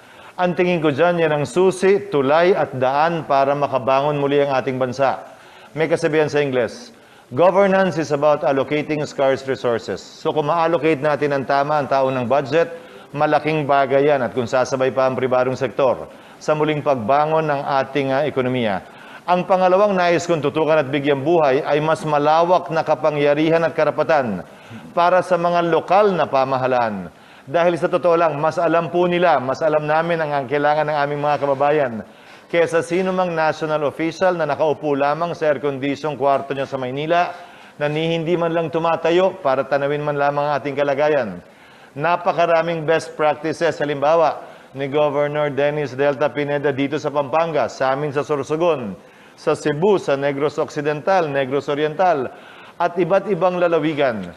Marapat, tanggalin na natin ang mga tanikala na tumatali sa mga lokal na opisyal at local chief executive para magawa po nila kung anong nararapat at kailangan gawin sa kani-kanilang lugar. Tunay na otonomiya, ika nga, ang isa sa mga isusulong ko sa Senado muli. Sir, nabanggit ninyo yung tunay na otonomiya at yung kayang gawin ng mga local chief executives sa kani-kanilang mga lugar. Para ho sa kaalaman ng ating mga tagapanood, ayan, mga kabalen, mga kariyon, dito ho sa lalawigan nila Senchi, sa Sorsogon, kabilang ho sa kanyang mga napagawa, yung mga gusali, mga kalye, at syempre yung pagpapa-ISO ng local government, ng provincial government, at syempre yung mga ospital din, lalo na ngayong panahon ng pandemya. Senator, Governor Cheese, you have 5 more months to act as a governor of the province of Sorsogon. Any plans pa na gusto niyong ipatapos, makumpleto? Kayang tapusin yung mga nabanggit mo. 5 ospital na natapos namin. Sa mga ospital na pag-aari ng probinsya, matatapos po namin yun bago matapos ang termino ko. Pero nais ko rin banggitin, idolo ko si Vice Governor Baby Pineda kaugnay sa ginawa niyang programa sa kalusugan sa Pampanga. Sa katunayan, nagpadala kami ng tao dito para pag-aralan yung kanilang sistema na siyang pinatupad din namin sa aming lalawigan. Ngayon, kami ang nangungunang probinsya kaugnay sa pagpapatupad ng UHC. Bilang sagot sa tanong mo, Justine, isa lamang ang nais kong gawin sa natitirang 5 buwan.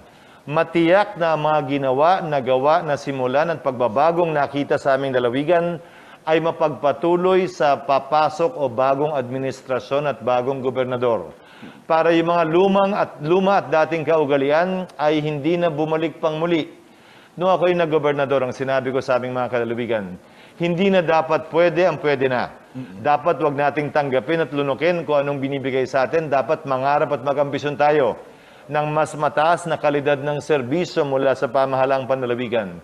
Yan ang nais kong magpatuloy sa darating na administrasyon sa Kapitolyo ng Sorsogon at yan ang tinitiyak ko sa ngayon. Kaya nga nag-ISO kami. Ang Sorsogon ang pang-6 lamang na probinsya sa 81 na ISO certified na para matiyak na ito'y magpapatuloy at hindi na babalik pa sa dating ugali at dating kinagawian ang aming mga opisyal sa pamahalaang panlalawigan. Apo. Sir, tanungin naman kita tungkol sa mainit na issue ngayon. Alam natin, usong-uso itong nagtitrending, itong Oplan Baklas. Ano? May mga Comelec has been saying na dapat ito lang yung size, ito lang yung sukat. Ano? Pero ito kasi mga campaign materials ng mga nasa private home. No? At pinagtatanggal din nila and mga establishments din, private establishments. Sir, as a lawyer, paano ho ninyo tinitignan yung ganitong sitwasyon? Anong masasabi nyo dito? Ang mas magandang tanong siguro, Justine, bakit hindi alam ng Comelec kung ano ang batas? Maliwanag ang batas, mahigit 1 dekada na ang lumilipas. Base sa desisyon ng Korte Suprema kaugnay sa bagay na ito. Ang mga poster ay hindi pwedeng ilagay sa pampublikong mga lugar tulad ng munisipyo, terminal, palengke, eskwelahan. Pwede lamang ilagay yan sa common poster area. Pero iba ang usapin pagdating sa pribadong mga bahay at pribadong establisimento. Bahagi po yan ng freedom of expression at freedom of speech ng ating mga kababayan. Anong pakialam ng Comelec kung kulayan ko ng red, green, pink, blue o yellow ang aking pader? Karapatan ko yon bilang pribadong may-ari ng tahanan ko. Anong pakialam nila kung maglagay ako ng maliit o malaki mang poster? Pribado kong bahay yon. Hindi na dapat pinapakialaman ng Comelec yun at hindi yun saklaw ng kanilang kapangyarihan. Ang dapat sana tutukan ng Comelec, yung mas mabibigat na problema tulad ng hacking sa computerized elections natin, yung posibilidad na mawala ng kuryente dahil sa kakulangan ng supply pagdating ng summer at Mayo, kaya sa atupagin nila yung pagtatanggal ng poster sa mga pribadong lugar. At bilang panghuli siguro, ang sabi ng Comelec, kinakausap naman daw yung may-ari. Kinakausap nga pero may kasama namang pulis, may kasama namang Bureau of Fire. De siyempre, bagaman pakiusap ang ginagawa, parang order na rin. Ang payo ko sa ating mga kababayan, pag dumating, kalasin nila, ibalik nila. Pag umalis at kung hindi man, magsampa sila ng karampatang kaso para mapigilan silang gawin yan. Dahil papabor sa kanila ang mga desisyong ibinabana ng Korte Suprema kaugnay sa partikular na bagay na ito. Ayan, mga kabalin, mga karin, narinig ho ninyo, legal advice mula sa isang mambabatas, mula sa isang abogado. Sir, bilang isang mambabatas, ito, may gusto kong itanong sa inyo kasi alam natin, eleksyon na nga, mainit yung eleksyon, nandito at kaliwat kanan yung kampanya. They are saying, a lot of people are saying that this 2022 election is different from the rest. No? Aside from the fact that we have our pandemic right now, yung sitwasyon ng bansa natin, we have 11.7 trillion pesos na utang last year. Bilang isang veteranong mambabatas, ano ang nakikita ninyong dapat gawin ng susunod na leader ng bansa para mapagtagumpayan natin yung laban sa pandemya at yung laban sa mga nautang natin na panglaban sa pandemya? Alam mo, nagtataka nga ako, Justine, kung bakit ang daming gusto magpresidente ngayon sa bigat ng problema ng bansa. Pero bilang tugon sa iyong tanong, ang pinakahuling dapat gawin ng susunod na administrasyon ay magtaas ng buwis. Yan ang huling dapat gawin sa pagtataas sa gitna ng isang pandemya. Kung makakabalik at muling pagtitiwalaan sa Senado, mga kaasa po kayo, hindi ko papahintulutan anumang tataas ng buwis sa panahong ito. Saan ngayon kukuha ng pera? Una, pwede magbenta ng anumang asset o pag-aari ng gobyerno. Pangalawa, hikayatin ang pribadong sektor sa pamamagitan ng PPP at BOT na gamitin ang pribadong puhunan tulad na lamang ng North Expressway, ng SCTEX, tulad na lamang ng Elevated Skyway sa EDSA. Lahat ito ay privately funded. Pag-aangin, magbigay ng insentiba para mas pumasok pa ang pribadong sektor para habang kulang ang pananalapi ng gobyerno, magpatuloy pa rin ang infrastructure development ng ating bansa. At panghuli, ayon sa pinaka-latest na datos, humigit kumulang 1 trilyon ang nawawalang pera dahil sa corruption sa ating bansa, nasyonal man o lokal. Kalahati lang noon ang mabawi natin. Hindi na natin kailangan magtaas ng buwis o anumang bayarin.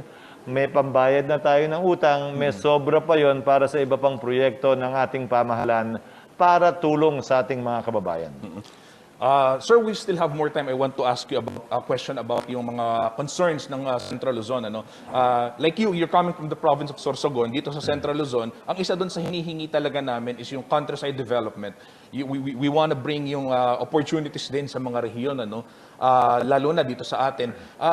Pag kayo ho ay naging isang mambabatas muli, ano yung pwede niyong gawin para matiyak na hindi lamang yung Metro Manila, yung sentro ng kaunlaran sa bansa, at magiging spread out ito at magtutuloy-tuloy ito para magbigay ng trabaho sa mas maraming mga taga-probinsya? Ang matagal ko ng posisyon ay inversely proportional dapat ang budget o baliktad ang budget sa income o yaman ng isang probinsya o syudad. Ibig sabihin nun, mas malaking pondo dapat ang binubuhos sa mahirap na probinsya dahil dati naman ang may local revenue at taxes yung mayayamang mga syudad. Halimbawa, bibigyan ko ng partikular na ehemplo. Ang budget ng lungsod ng Makati ay mahigit 25 bilyong piso. Ang kanilang ira ay nasa 600 milyong piso lamang na kaya nilang talikuran at kalimutan nang hindi sila malulungkot o kakapusin. Ang Sorsogon, ang ira ay 1.4 billion pesos. Ang aming local revenue ay nasa 60 million pesos. So dapat sana yung mga syudad at may mga LGU na malaki na ang kita mula sa local revenue, ibigay na yung IRA dapat dun sa mas kailangan, mahihirap at pobreng mga probinsya at munisipyo. Inversely proportional, ika nga. At kung ito'y magagawa, hindi na kinakailangan magpunta pa ng Metro Manila ang mga naninirahan sa probinsya para makipagsapalaran at magtrabaho. Mananatili na lamang sila sa kanilang lugar at probinsya dahil may oportunidad, trabaho, pagkakataon at sapat na kita na sa lugar kung saan sila pinanganak at nanggaling. Sir, last na lang, you've mentioned about tax collection, income generation. Kanina, sabi niyo ayaw niyo magtaas ng buwis. The government is granting franchises to online sabong operators. At ang sinasabing dahilan ay, of course, income generating to for the government. May mga binabayaran sila. But as a legislator, would you allow na mag-grant pa ng mas maraming franchise sa mga online sabong operators nationwide? Actually, wala pong batas kaugnay niyan. Yan ay regulasyon lamang na nagmula at nanggaling sa Philippine Amusements and Gaming Corporations o PAGCOR. Hindi dumadaan yan sa lokal na permit at lisensya mula sa mga mayor, syudad man o munisipyo. Isang bagay na nalalaman ko, marami sa ating mga lokal na pamahalaan ang kumo-question at pumapalag. Marapat at dapat. Pagbigay alam ng PAGCOR kung ilan na nga ba yan, dapat pa bang dagdagan yan, at magkano nga ba ang nakukuha ng pamahalaan na ang kapalit ay mas malawak na pagkakataon para makapagsugal, hindi lamang aliw ang ating mga kababayan. At ano nga ba ang epekto nito kung sakasakali sa ating mga kababayan at sa pamilyang Pilipino? Okay. Governor, bilang panghuli na lamang po, ang inyong mensahe, mga nais sabihin sa ating karehiyon at mga kabalit. Pagbati na lamang muli, karangalan ko po makausap at makapiling kayo sa araw na ito at dalangin ko po ang kaligtasan ng bawat isa. Maniwala po tayo. Matatapos, lilipas din at magwawakas ang pandemyang ito. At sa muling pagbubukas ng mundo, sana bigyan pa rin tayo ng Panginoon ng sapat na lakas para harapin at lampasan ang mga hamon at pagsubok na maaaring ibato sa atin ng tadhana bilang isang bansa at bilang isang lahi. At sa darating na halalan, Justine, sana wag nating sayangan ang ating pagkakataon na piliin at pumili ng mga leader na may kakayahan. kakayahan magbigay ng siguradong direksyon at solusyon sa mabibigat na problema ng ating bansa na siyang inaalay ko po sa muli kong paglagay ng pangalan ko sa dambana ng balota para maging kinatawan ninyo sa Senado. Sa muli, Justine, maraming salamat at sa lahat ng ating televiewers, magandang araw po at maraming salamat po sa inyo at ingat po kayong lahat. Kabaten Carion, narinig ho ninyo si Governor Chis Escudero, tumatakbong senador para sa May 9, 2022 election. Senator, maraming salamat po at good luck sa inyong kampanya. Thank you.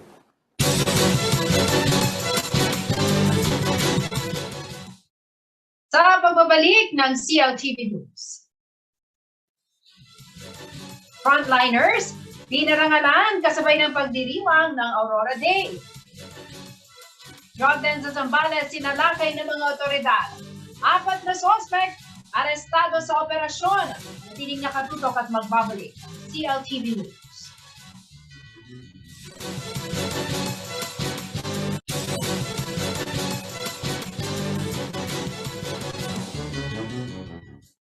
Nagbabalik po ang CLTV News. At sa iba pa mga nangungunang balita, tampok ang mga frontliners sa pagdiriwang ng Foundation Day ng lalawigan ng Aurora.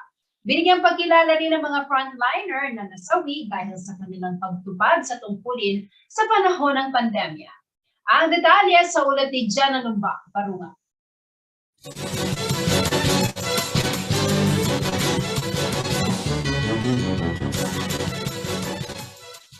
Ipinagdiwang ng Aurora ay ka-43 taong anibersaryo ng pagkakatatag nito bilang isang independent province ng Central Luzon. Isinabay ito sa pagdiriwang ng 134th araw ng kapanganakan ni Aurora Aragon, Quezon, kung kanino ipinangalan ang lalawigan. Ang selebrasyon ay may temang ganito sa Aurora ngayon, patuloy na matatag sa gitna ng mga hamon. Sa nakalipas na taon, higit umanong makahulugan ang okasyong ito dahil sa unang pagkakataon ay mga frontliner sa panahon ng pandemya ang binigyang pagkilala ng pamahalaang panlalawigan. Hindi matatawaran ang kanilang sakripisyo sa tuwing tutugon sila sa tawag ng tungkulin sapagkat sila mismo at maging ang kanilang pamilya ay maaaring dapuan ng virus. Napakalaking tulong sa ating mga frontliners kung patuloy natin silang bibigyan ng moral support at pangunawa sapagkat higit ang kanilang pinagdadaanan at ibinibigay na panahon upang ang ating mga mamamayan ay maging ligtas sa pagkalat ng virus. Kasama sa mga naparangalan ay si Dolores de los Santos na isang nurse na nakatalaga sa mga COVID patient. Dahil iniisip din naman po namin yung kaligtasan ng aming pamilya. Sobrang miss na po namin yung pamilya namin. Mas pinipili po namin hindi sila makita para hindi po namin sila mahawaan ng sakit kung ano man po yung ma-acquire namin dito sa ospital. Binigyang pagkilala rin ang mga nakapronta sa checkpoints katulad ng Kapulisan, Military at Bureau of Fire Protection. Sakripisyo po talaga kasi po malayo po sa pamilya, tapos yung puyat po. Pero lahat naman po kami dito na once po na nanumpa po kami, ako po sa fire, may mga kasamahan ko po dito sa PNP, sa army po. Nung nanumpa po kami, alam na po namin yung pinapasok po naming trabaho. Yung risk po na kahit gaano pa po yan kadelikado para po sa bayan, talaga pong handa naman po kaming harapin. Nagbigay din ng posthumous award sa mga frontliner na nasawi dahil sa pagtupad sa kanilang tungkulin sa panahon ng pandemya. Kagaya ni Dr. Vladimir Enriquez, ang Chief of Hospital ng Aurora Medical Center. Hindi naman napigilan ng kanyang maibahay na si Dr. Jenicel Enriquez ang maging emosyonal sa pagtuturing sa kanyang yumawong asawa bilang bayani ng pandemya. Congratulations, we are almost through with the pandemic. Although may mga nawala sa atin, makakatapos na rin tayo. At naiintindihan ko na medyo mahirap para sa iba. Pero kailangan pa rin may mga taong dapat gumawa ng trabaho nila. Samantala, bagong maging isang ganap na lalawigan noong 1978, ang Aurora ay bahagi o sub-province ng lalawigan ng Quezon. Jana Lumbang, Parungaw, CLTV News.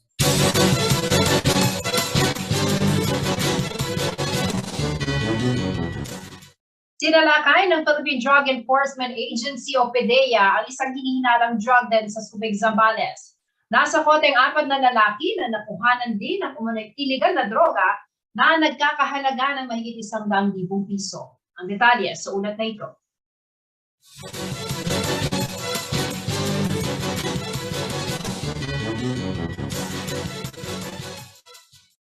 Isang entrapment operation ang muling ikinasal ng Philippine Drug Enforcement Agency o PIDEA itong weekend sa Subic, Zambales matapos matunugan ang di umano'y drug den sa lugar. Nakumpirma ito matapos pasukin ng mga otoridad ang lugar nitong gabi ng February 19 kung saan arestado ang 4 na sospek. Batay sa report, nakuha sa posesyon ng mga sospek ang umano'y droga na nagkakahalaga ng mahigit 100,000 piso. Kabilang sa mga inaresto si Virgilio Paner, 58 taong gulang, na residente ng Purok 3, Barangay Matain, Subic, Zambales. Si Paner din ang tinukoy na maintainer ng drug den. Huli rin sa entrapment operation sina Arvin Paner, 52 taong gulang ng Barangay Matain, Richard Daloza, 38 taong gulang na residente naman ng Northern Street, New Calalake, Olongapo City, at Christian Graciel Roseta, 33 taong gulang at residente ng Apable Street, Barangay Asinan, Poblacion, Subic, Zambales. Nakumpiska sa operasyon ang 5 sachets na naglalaman umano ng 15 gramo ng shabu na may 102,000 street value, assorted drug paraphernalia at buy bust money. Kasong paglabag sa Comprehensive Dangerous Drugs Act of 2002 ang isasampang kaso laban sa mga arestadong sospek. Angelica Cara, CLTV News.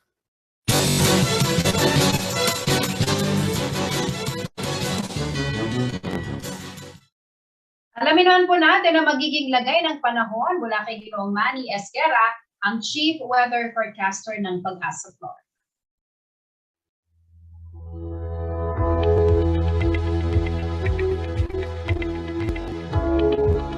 Narito pa magiging taya ng panahon sa susunod na 24 oras. Hangin amihan po ngayon o northeast monsoon nakakapekto sa buong Luzon. Kaya po ang Cagayan Valley, Aurora at Quezon, maulap po ang papabili na may mga inaasahang pagulan. Ito po ay dulot ng hangin amihan o northeast monsoon. Samantala po ang Metro Manila at nalalabing bahagi pa ng Luzon ay bahagi hanggang sa kuminsan ay magiging maulap ang papawirin. Mayroon din po tayong inaasahang mga isolated light rains, dulot din po ito ng hanging amihan. Ang natitirang bahagi po ng bansa, bahagi hanggang sa kuminsan ay magiging maulap ang papawirin. Mayroon din po inaasahang mga isolated rain showers and thunderstorm, dulot na naman po ito ng easterlies. Samantala po ang Southern Palawan, Zamboanga Peninsula, ang BARMM, ang Soxargen at ang Davao Region ay maulap ang papawiri na may inaasahang pumakalat-kalat ang mga pagulan, pagkilad at pagkulog, dulot po ng trough ng LPA at ng easterlies. So ito lamang po yung mga weather system na ating binabantayan ngayon at nagbibigay po ng mga pagulan sa ibang lugar, kaya po pinag-iingat pa rin po ang lahat.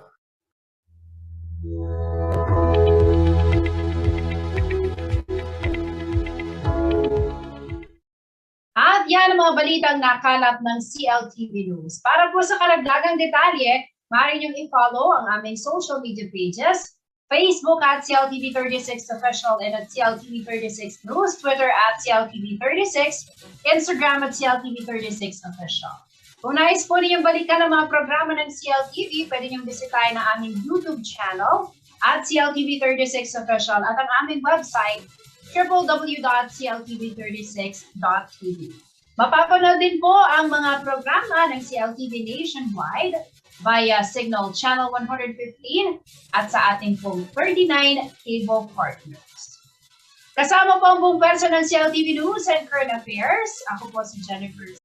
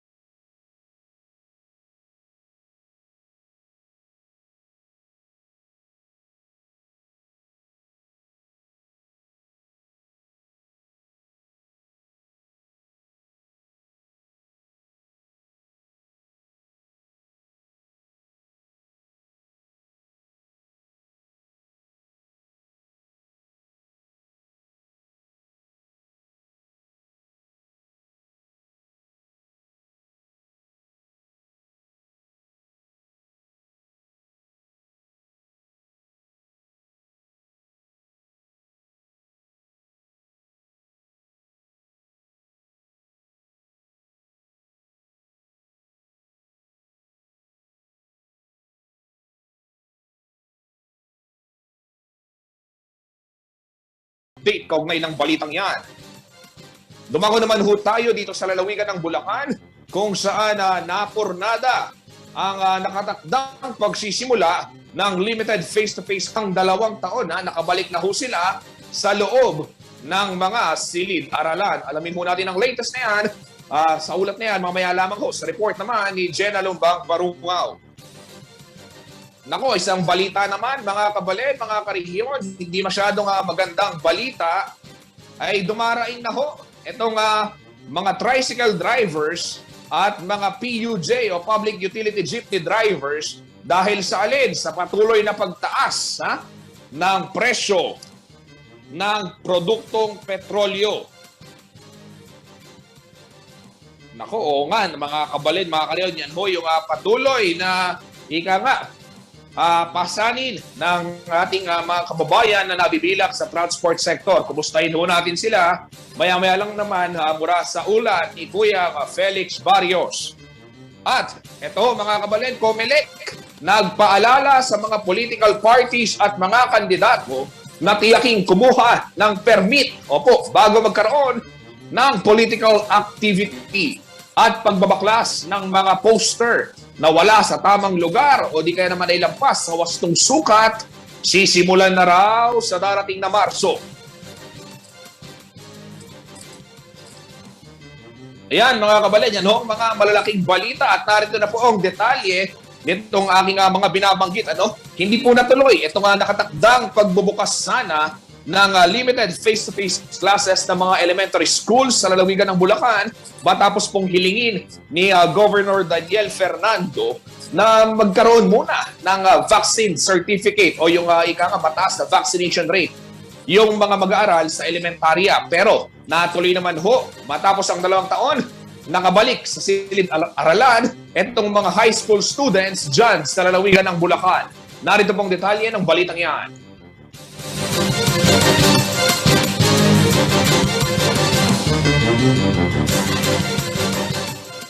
Mayroong 109 na mga paaralan sa lalawigan ng Bulacan ang nakatakda sanang magbukas ng face-to-face classes nitong Lunes, February 21, matapos ang 2 taong distance learning dahil sa pandemya. Ngunit isang araw bagong pasukan, sumula si Bulacan Governor Daniel Fernando sa Department of Education o DepEd Bulacan na hindi muna siya papayag sa face-to-face na pagtuturo hanggat hindi nababakunahan ang mga estudyante. Punsod nito, pansamantala munang kinansela ang pagpasok ng mga bata sa elementarya habang itinuloy naman ang sa high schools. Ang itinuloy po natin ay yung secondary kasi fully vaccinated naman po ang ating mga estudyante.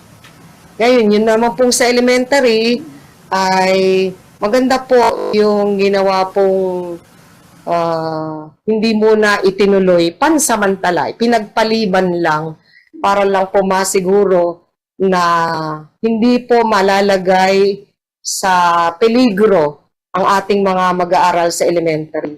Isa sa mga paaralan sa Bulacan na muling nagpatupad ng pagtuturo sa classroom ay ang Ramona Estrellana High School sa bayan ng Hagonoy. Kung hindi man lahat, karamihan sa mga estudyante ng paaralan ay bakunado na. Nakapasa umano ang high school sa safety assessment tool ng DepEd. Dito po sa school, meron po kaming mga health kit para po sa mga bata, yung po mga hand washing area, mga pagkuha ng temperature, and also yung mga alcohol dispenser po. At talaga pong well-oriented ang mga bata as well as the parents. Higit na sa inaasahan ang bilang ng mga estudyante at magulang na pumayag magklase sa mga silid-aralan. Parang nakaka-overwhelm po na hindi namin ni-expect na marami po mag-i-intent ng mga bata as well as the parents na mag-join dito sa ating face-to-face limited.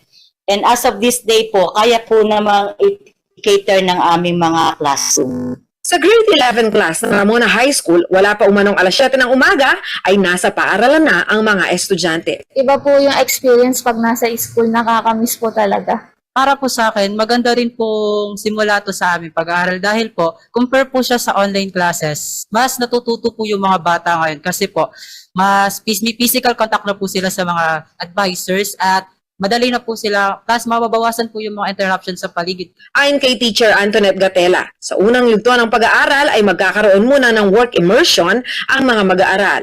Ito po ang tinatawag namin na work immersion. mula po sa natutunan nila nung grade 11 ng mga specialized subjects, like for example po yung bread and pastry, and then FBS, tourism, and travel services, lahat po yun ay babalikan namin. Nakikita raw nilang mga guro na magtutuloy-tuloy na ang ganitong sistema ng pagtuturo, bagaman mananatili ang pagtalima sa mga tuntuning pangkaligtasan.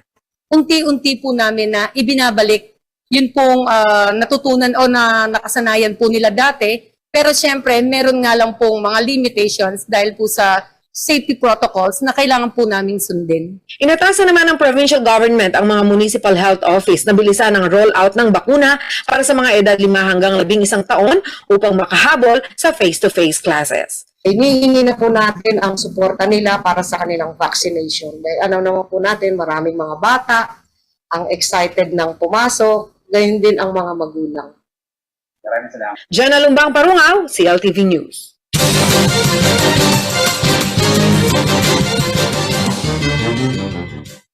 Ayan, pagbati sa mga kabataan dyan sa lalawigan ng Bulacan. Alam niyo, mga kabalen, no, marami ho sa kanila ay gaya ng nabanggit, excited nang bumalik sa loob ng silid-aralan dahil iba daw talaga yung pakiramdam nang ikaw ay nag-aaral kasama ang iyong mga kaklase at kaharap mo ang iyong guro. At sani nga, magtuloy-tuloy na ho yan. Ayon ho sa DepEd, syempre kailangan at babakunahan itong mga mag-aaral kontra COVID-19 upang matiyak na sila ay maging ligtas sa kanilang pagpasok muli sa mga eskwelahan. At sa puntong ito, makakasama naman natin si Kuyang Felix Barrios para bigyan tayo ng update kaugnay nga nitong daing ng mga tricycle driver at mga PUJ o Public Utility Jeepney drivers dahil sa taas ng presyo ng produktong petrolyo. Magandang hapon, Kuyang Felix. Magkano na ba ang litro ng diesel ngayon?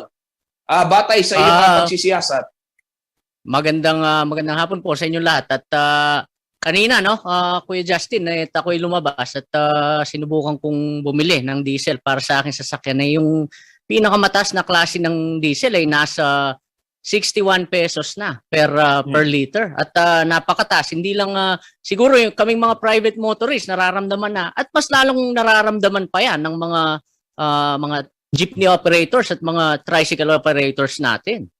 Nabanggit mo yung mga jeepney operators at mga tricycle operators, Kuyang Felix. Kumusta ang kanilang sitwasyon matapos itong sunod-sunod nga na price increase? No? I understand mula nung pagpasok ng taong 2022, yung cumulative increase umabot na dyan sa 10 piso. So medyo mabigat talaga yan. O nga, Kuya Justin, pang-8 beses na itong tumaas, no? ngayong taon. Tama nga yung sinabi mo at sila ay dumadaing na sila sa atin, sa pamahalaan at kumbaga nangihingi sila ng konting tulong para naman sila maibsan yung kanilang paghihirap ngayong napakataas ng presyo ng langis, ng kanilang diesel at ng kanilang mga gasolina. Napag-usapan nga kanina na sila ay hindi naman tumataas yung pasahe pero tumataas yung kanilang operating expenses. Ika nga, Kuya Justin. Nabanggit mo yung operating expenses, Kuyang Felix, para may idea itong ating mga tagapanood. Ano? Magkano ba ang puhunan ng isang tricycle driver sa kanyang sabihin na natin maghapong paglabas at kung susumahin, magkano naman ang kanyang naiuuwi sa kanyang pamilya? Yung sa mga tricycle drivers, medyo mura ng konti dahil napakalit lang ng tangke ng kanilang mga motorsiklo na ino-operate. Pero yung mga mas nakaramdam dyan ay yung mga jeepney drivers din. No? Dati, nagkakarga sila 130 round trip na raw para sa isang araw. Ngayon, 300. So yung nauuwi nilang 700 to 800 pesos ay nagiging 300 pesos na lang pagdating ng end of the day. No? At minsan ginagabi silang mamasada para lang makuha nila yung pantustos sa kanilang mga pamilya. Nako, so malaking kabawasan niya Kuyang Felix sa kanilang sa kanilang kita sa araw-araw. Ito bang mga nakausap mo, mga jeepney drivers kasama si Paring Art, alam ko, umikot kanina. Itong mga jeepney drivers kasi alam natin panahon ng COVID-19 pandemic nagsara yung transportasyon, ilang buwan din yung lockdown at nung bahagyang nagbukas, alam naman natin na merong seating arrangement na kailangang sundin sa loob ng mga jeep. Hindi naman pwedeng punuan, hindi katulad dati. Kenibu Pampanga ne po ta sa kay kanjip anjang itang kapit na nananim buldit mo day nga makaluklok. Malyari, pwede po kahit na yung parang nakakandong ka na Pwede, pero ngayon, syempre, dahil nga sa mga protocols, paano daw sila ngayon? Kumusta daw ang kanilang pagbangon sa pandemya, Kuyang Felix? Alam mo, Kuya Justin, sila ang masasabi kong pinaka nahihirapan ngayon sa magmula pa nung panahon ng pandemya. Unang-una, natigil sila sa pamamasada. At nung nagbukas ang pamamasada nila, mayroong mga restriction kung ilang porsyento lang ng pasahero ang maisasakay nila. At ngayon namang 2022, yung dagok naman sa kanila, yung pagtaas ng presyo ng diesel at ng gasolina. Kaya parang habang sila ay nakakatayo, para na naman silang nadadapa, no? Kaya umaaray talaga sila at humihingi ng tulong sa ating pamahalaan. Kuya Felix, may nakausap ka ba mula sa bahagi naman ng gobyerno, LTFRB, di kaya kaugnay nitong kung sino man ang pwede nilang lapitan dahil syempre kung namamasada yan, merong fuel subsidy. Itong LTFRB doon sa mga pantawid pasada program, no? Alaman ko, nabalita na rin natin kamakailan, ito ay nagkaroon ng bahagyang aberya dahil nade-delay. At sabi naman nung ilang grupo sa transport sector ay 20,000 lamang yung tinarget nitong LTFRB, pero 30,000 yung bilang ng mga tsuper at operator ng jeep sa buong Central Luzon. At ito nga,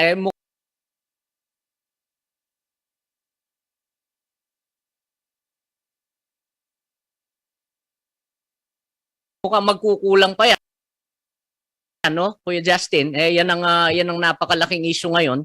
At sa panig naman ng LTFRB sigurado namang sana naman ay tinatrabaho na nila yan na maaaring magkaroon ng deficit sa subsidy na ibibigay nila. At para sa mga tricycle drivers naman, sa mga TODA, ang alam ko dadaan yan sa DILG naman, Kuyang Justin.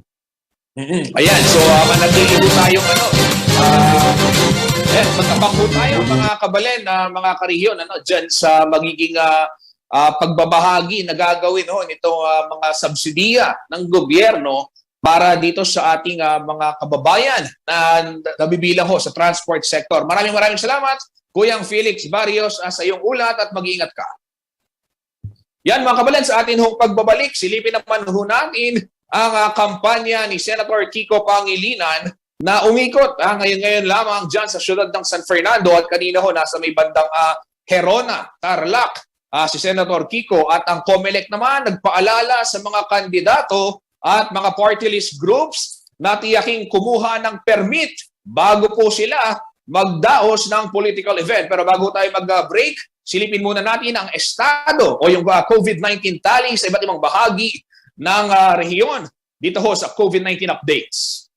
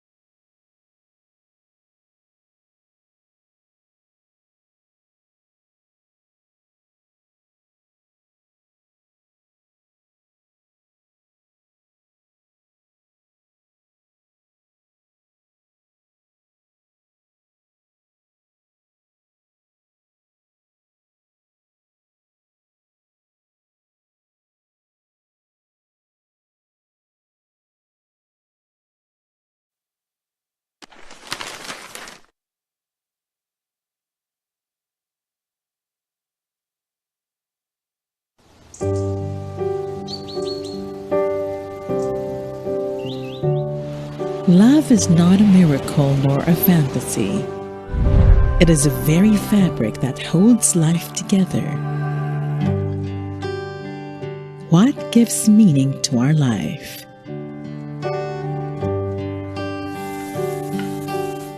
We are born as loving beings,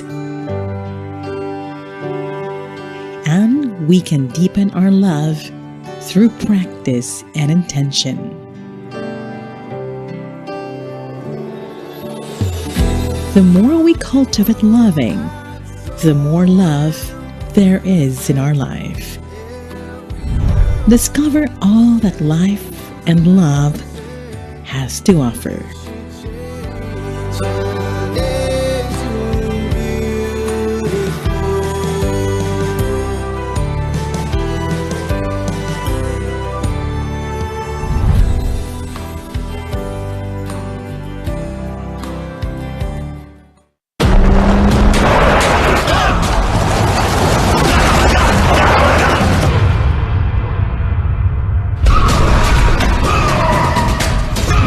Mitsubishi Strada Athlete. Unleash the athlete.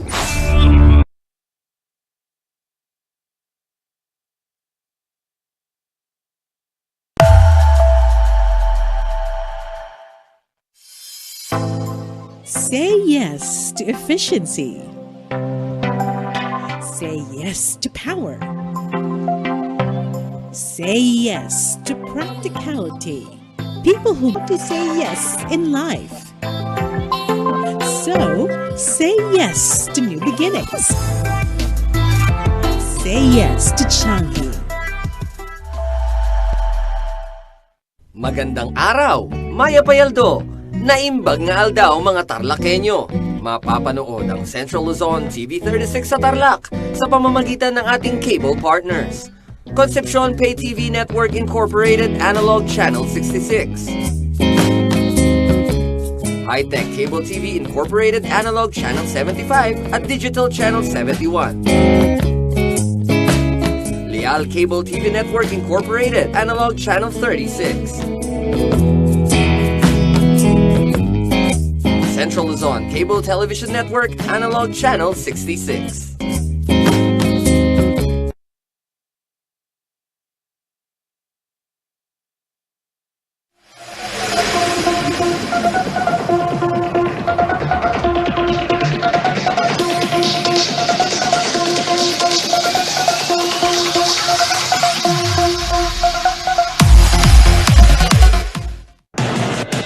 Take full advantage of the power of TV and digital media when you advertise with CLTV.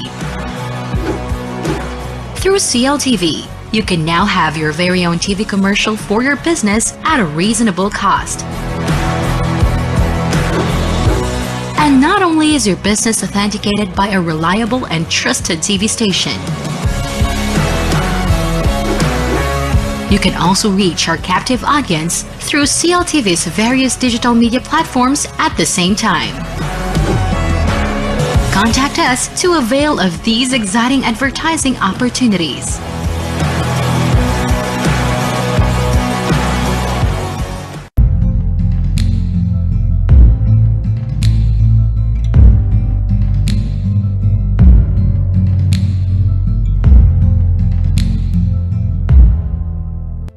Malapit na naman ang eleksyon.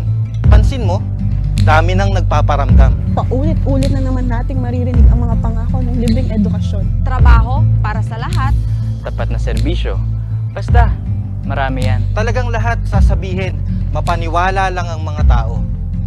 Lahat gagawin, makakuha lang ng boto. Hindi lang yan. Sa pagnanais magkaroon ng kapangyarihan. Sa kagustuang mailuklok sa pwesto. Bibilhin. Bibilhin. I repeat, lahat gagawin, makakuha lang ng boto. Pero pwede namang hindi ganun. Pwede naman tayong gumawa ng matalinong desisyon. Pwede tayong mamili.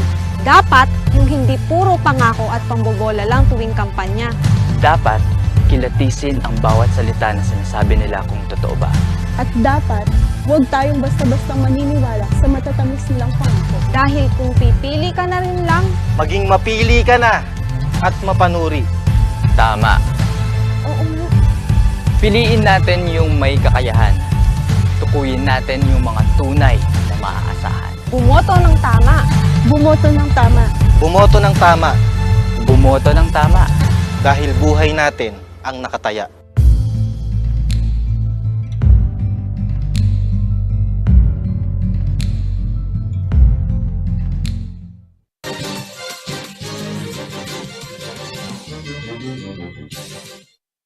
Nagbabalik po ang CLTV Balitaan. Kabalen Karihon, mainit na usapin ngayon sa iba't ibang panig ng bansa itong pagbabaklas ng COMELEC ng mga poster na di umano'y wala sa tamang lugar at di umano'y wala sa wastong sukat na nakalagay dun sa sinasabi ng batas. Pero dito ho sa Central Luzon, sinabi ng Commission on Election na sisimulan nila ang pagbabaklas sa mga poster na hindi sumusunod sa wastong panuntunan sa darating na buwan ng Marso. Narito pong detalye ng balitang yan.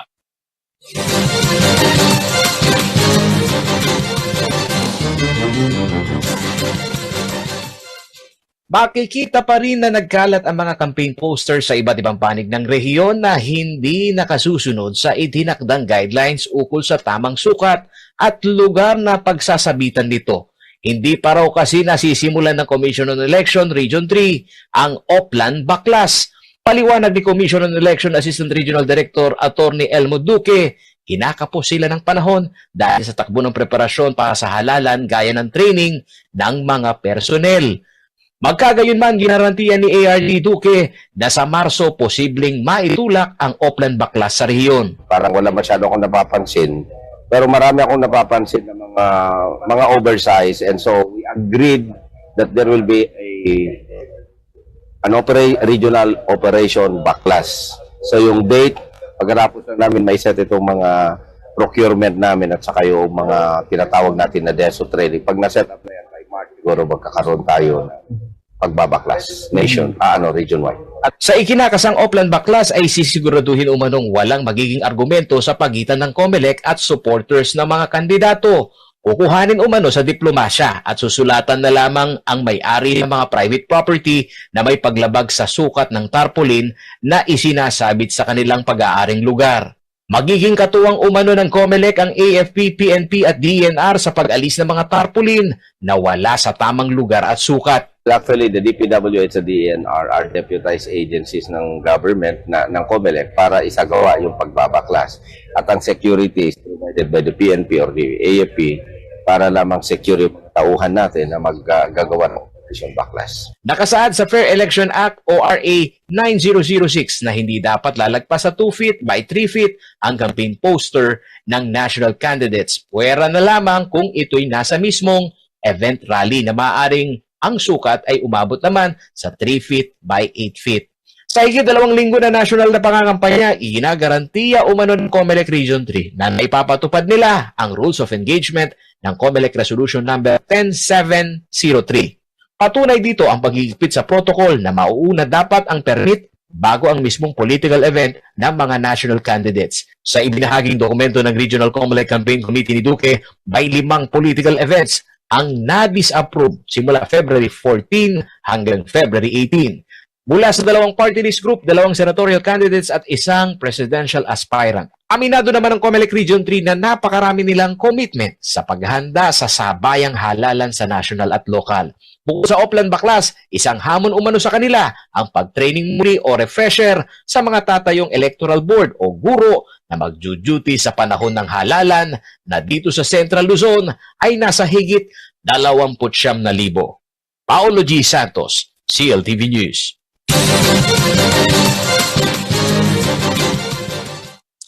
Samantala sa kaugnay na balita, sinabi ho ni Sorsogon, Governor at Senatorial Candidate Chis Escudero na mahalagang tutukan na lamang ng COMELEC itong pagtitiyak na hindi magkakaroon ng hacking sa system na gagamitin sa eleksyon upang matiyak nga na malinis at walang daya ang halalan. Pero ito ho, sinasabi naman niya, kung pribadong lugar naman yan ay karapatan daw ng ating mga kababayan na magpaskil ng kung anuman dahil ito'y bahagi ng kanilang freedom of speech and freedom of expression.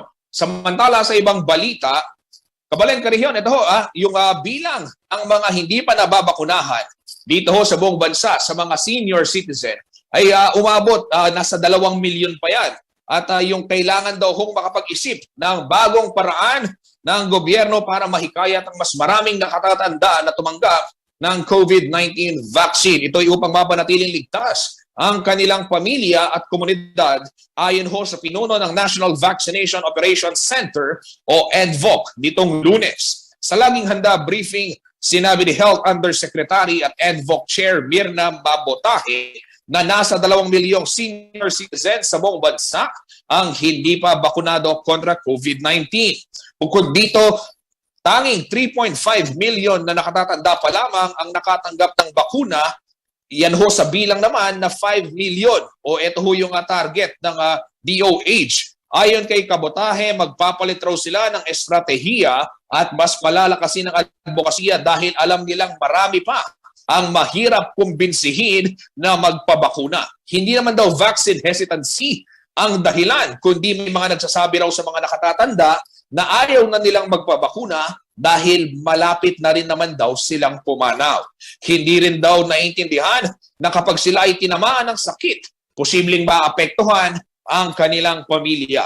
Kailangan daw pabilisin ang proseso dahil alam daw nila na ayaw ng mga senior citizen ang maraming rekisito. Dadalhin na rin daw ang bakuna mismo sa kanilang lugar upang hindi na kailangan pang bumiyahe ng mga nakatatanda. Ikinalulungkot din ng opisyal ng DOH ang kawalan umano ng urgency ng mga fully vaccinated individuals na magpa-booster shot dahil na rin sa pagiging mapili sa bakuna. Kailangan daw itulak ang booster shot yung booster shot administration dahil nasa milyon pa lamang mula sa target na 3 million booster recipients ang nakakumpleto nitong nakaraang linggo. Dapat umunong maintindihan ng publiko ang urgency para sa booster shots pero mas marami raw ang ayaw lumiban sa trabaho. Ayon pa kay Kabotahe, kinokonsidera na daw ng NVOC ang pagsasagawa ng booster shot administration tuwing weekend kung saan maraming manggagawa ang walang duty.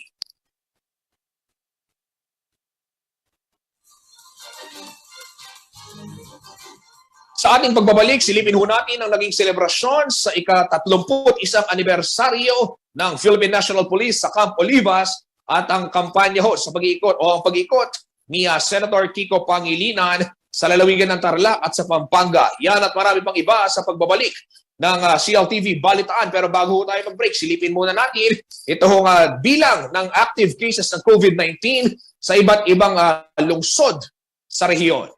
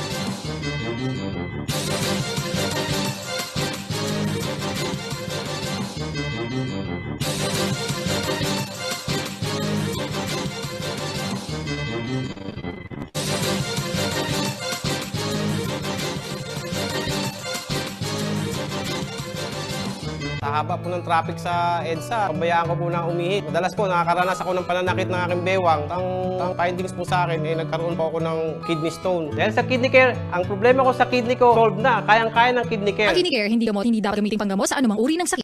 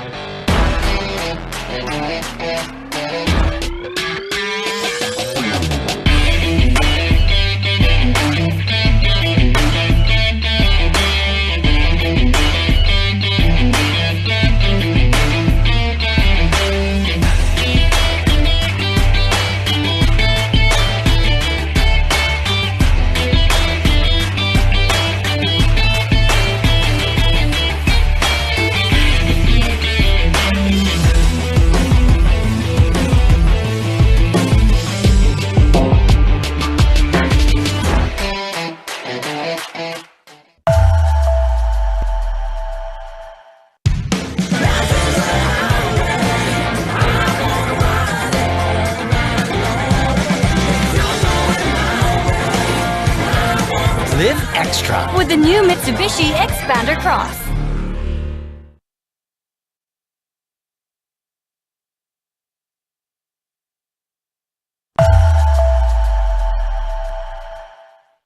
Paulo G, take 4, take 8, tapos babala.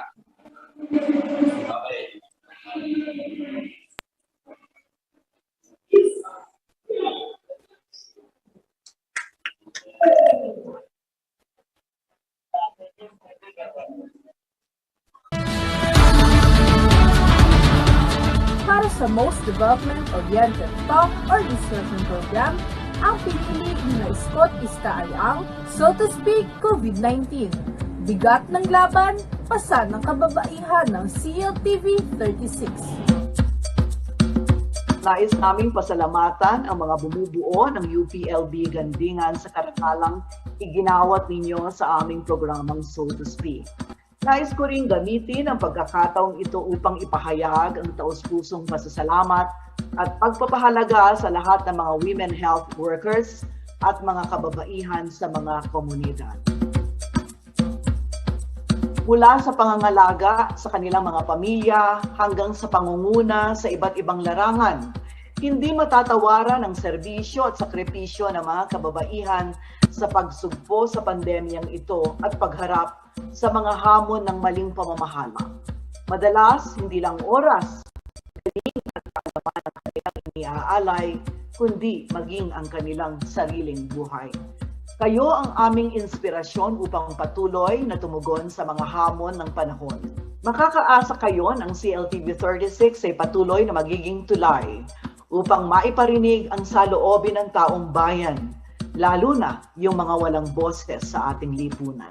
Maraming salamat sa Gandingan at sa mga tagapagtangkilik ng aming istasyon. Dakal na salamat po.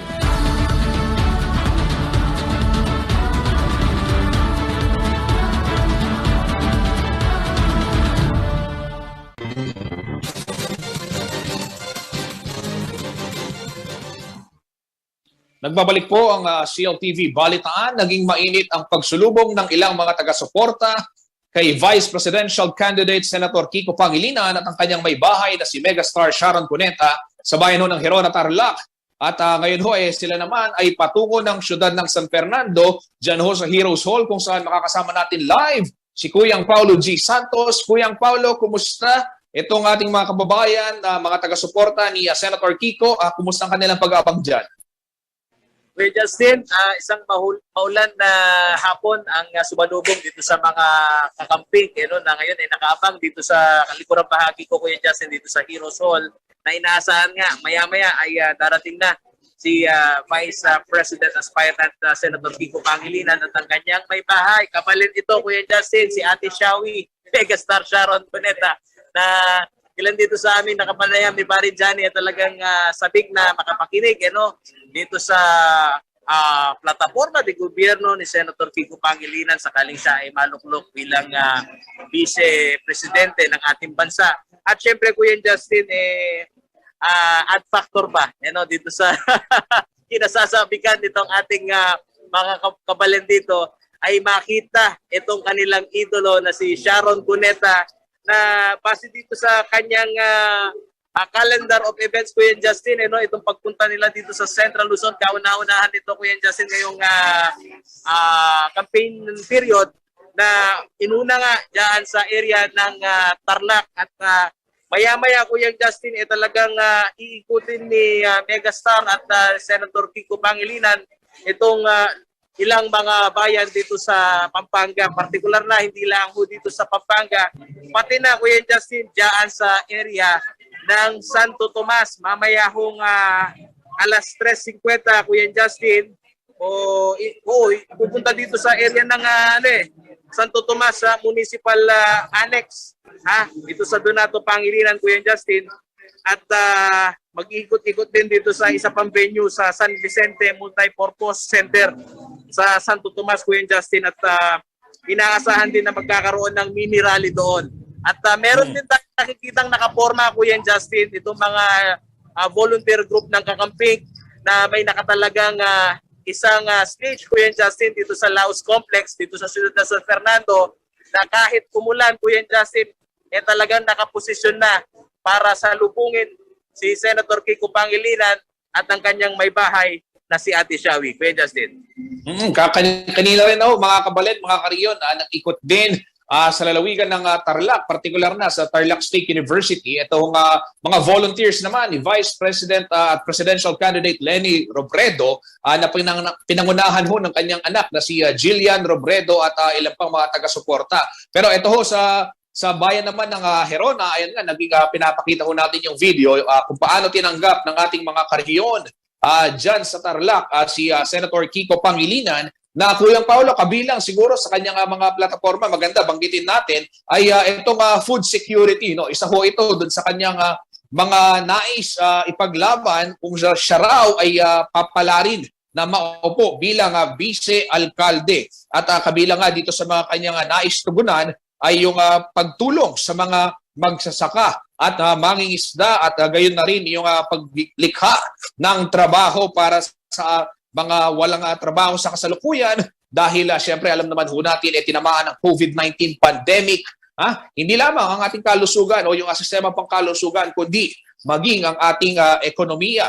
At kabilang din ho sa mga nais namang isulong ni Senator Kiko Pangilinan ay yung pagdaragdag ng budget sa agrikultura at yung pagpapataas ng kita ng mga magsasaka at mangingisda. At ito yung implementasyon, Kuyang Paulo, ng sagip sa kaak, no, yung bumili ng direkta sa kanila, sa mga magsasaka, ng tamang halaga na magandang, Kuyang Paulo, maganda siguro mabanggit din natin dito dahil kamakailan lamang nakakapanayam mo itong mga magsasaka ng sibuyas sa Nueva Ecija na ito nga isa doon sa mga nais ding isulong ni Senator Kiko dahil may kakompetensya at nalulugi, tama Kuyang Paulo, itong mga magsasaka ng sibuyas.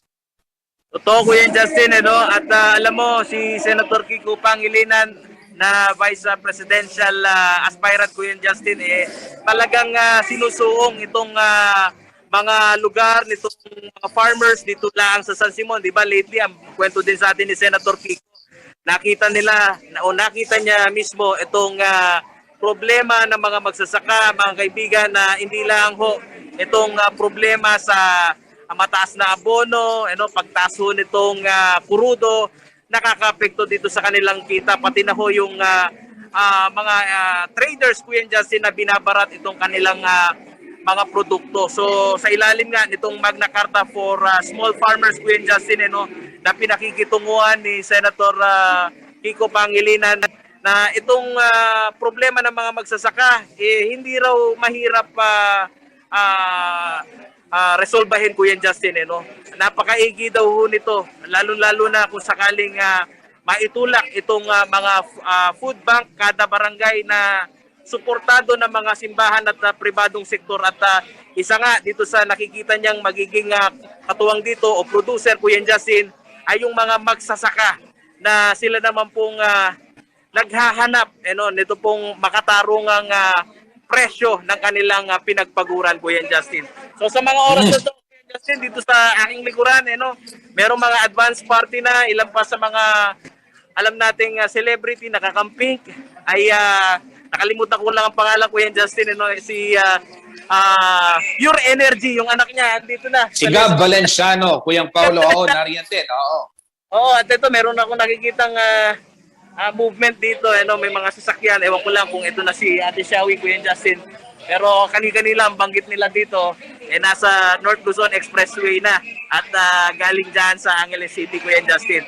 So, atabayanan natin kung ano pa yung magiging kaganapan dito sa pag-ikot-ikot ni Ate Shawi, na bukod ho dito sa gustong marinig ng Kapampangan, yung plataforma ng gobyerno ng Senator Kiko, ay pumustahin na rin itong kabalen natin na si Ate Shawi, Kuya Justin. Okay, maraming salamat, Paulo G. Santos, sa iyong ulat at aabangan natin yung karagdagang update mula naman dyan sa Heroes Hall mamayang alas 6 ng gabi kasama si Jennifer Salenga. Yan mga kabalin, batiin lang ho natin yung mga nanonood sa ating programa, si Annalisa Manlapas at itong si Ace Miranda na ibalita raw ang mga korap dahil gasgas na raw puro Marcos. At marami pa raw mas masahol sa mga Marcos at nagtatanong daw kung duwag ba o bayaran. Ayan ho, mga trolls, Ayan, magandang hapon sa iyo, Ace Miranda, at sana masarap ang iyong ulam sa mga oras na ito. Samantala, nagpaalala ho ang Commission on Election dito ho sa mga kandidato na sumunod sa itinakdang protocol, partikular na yung pagkuha ng permit bago maglunsad o magdaos ng political activity. Narito pong detalye ng balitang yan.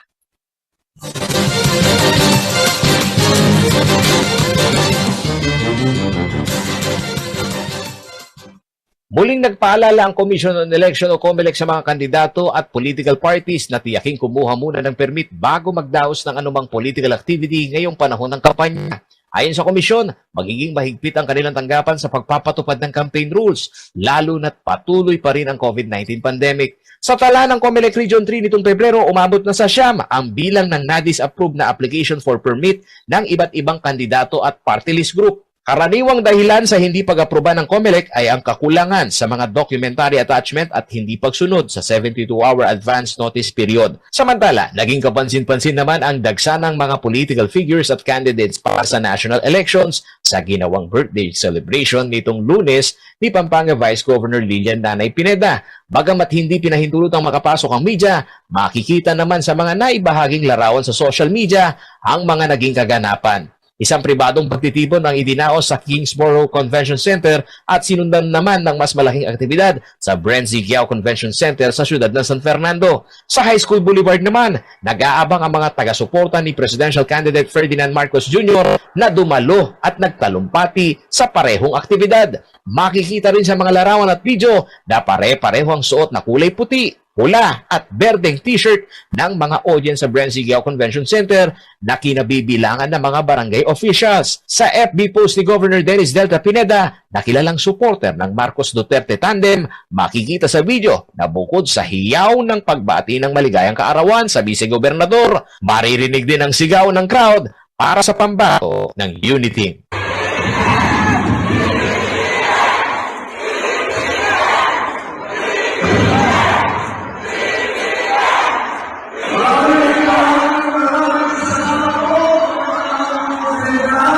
Ayon sa COMELEC, hindi nag-apply ng permit ang nasabing aktibidad dahil ito naman daw ay hindi maituturing na political activity kundi isang birthday party.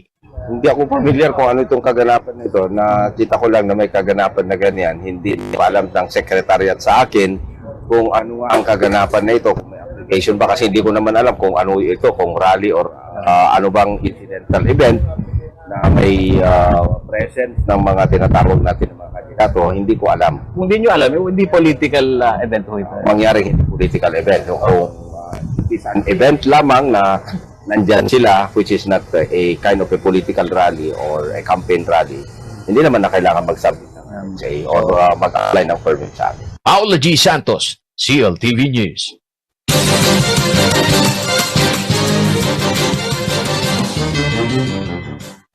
Samantala, silipin naman natin ang naging aktibidad ng iba't ibang kandidato para pagkapangulo dito sa ating presidential roundup.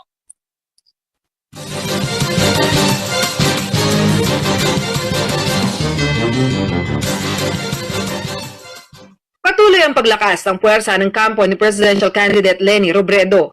Nito lamang Lunes, February 21, ay nagpahayag ng suporta sa kanyang kandidatura sa pagkapangulo ang 4 na dating senador ng bansa.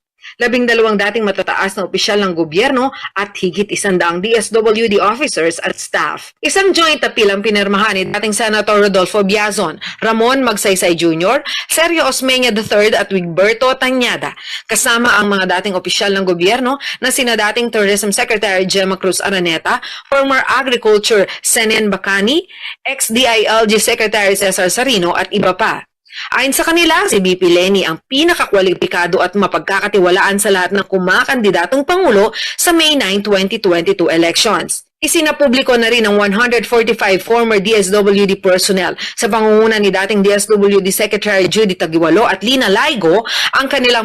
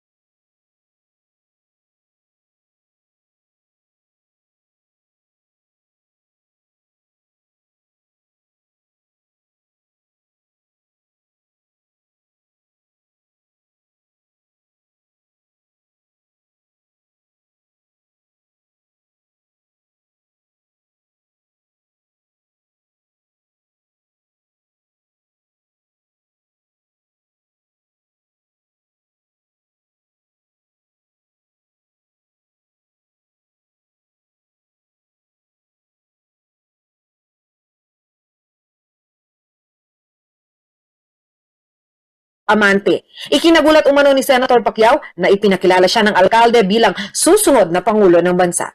Nakikisa umano ang San Pablo City sa isinusulong ni Senator Pacquiao. Ang Parungaw, CLTV News.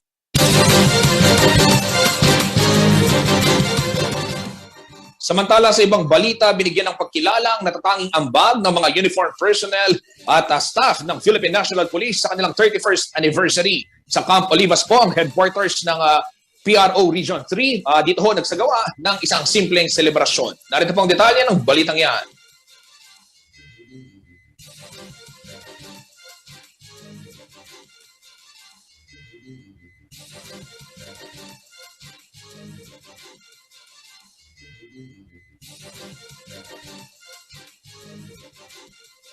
And mga kabalan, babalikan na lang ho natin maya-maya yung balitang yan. At bago ako magpaalam, basahin ko lamang itong isang babala sa publiko mula sa inyong himpilan CLTV.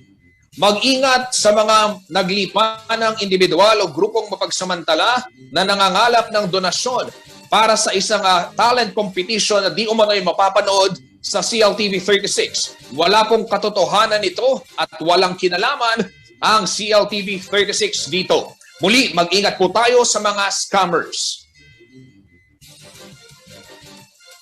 At yan ang mga balitang nakalap ng CLTV News Team ngayong maghapon. Mamayang alas 6, samahan ho natin si Jennifer Salenga para tutukan ang mga balitang naglalakihan dito sa rehiyon sa CLTV News. At kung nais ho ninyong manatiling updated, i-like and follow nyo lamang po ang aming mga social media pages na inyong makikita sa inyong mga mobile at TV screens. Maaari din pong mapanood nationwide ang mga programa ng CLTV via Signal Channel 115 at dito naman sa Central Luzon sa ating 39 cable partners at sa Free TV Channel 36. Sa ngalan ng buong pwersa ng CLTV News and Current Affairs, ako po si Justin Lizon. Ito ang CLTV Balitaan, Karehiyon, Kabalen. Maraming salamat po.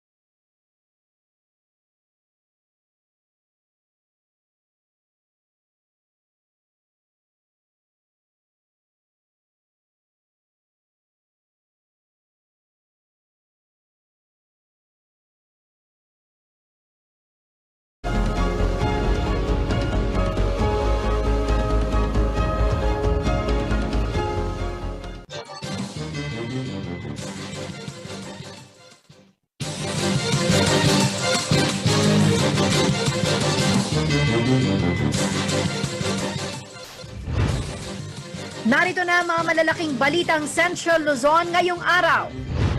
COMELEC nagpaalala sa mga kandidato na kumuha ng permit bago magdaos ng political activity. Operasyon Baklas, sisimulan sa Marso. TUJ at tricycle drivers, dumadaing sa pagtaas ng presyo ng produktong petrolyo. Nakatakdang pagsisimula ng face-to-face classes sa elementarya, ipinagpaliban. Ilang high school students, balik silid-aralan na. At pagtatanim ng bakawan sa mga wetlands sa rehiyon, pinangunahan ng mga volunteer at kawani ng gobyerno.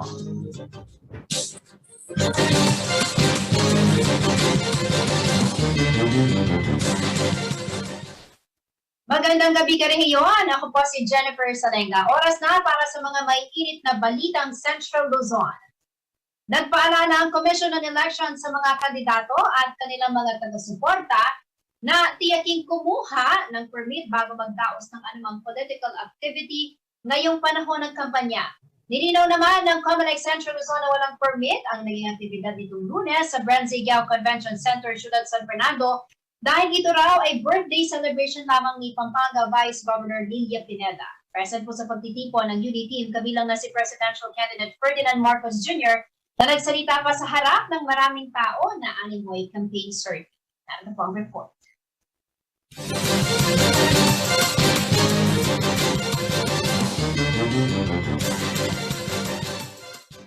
Muling nagpaalala ang Commission on Election o COMELEC sa mga kandidato at political parties na tiyaking kumuha muna ng permit bago magdaos ng anumang political activity ngayong panahon ng kampanya.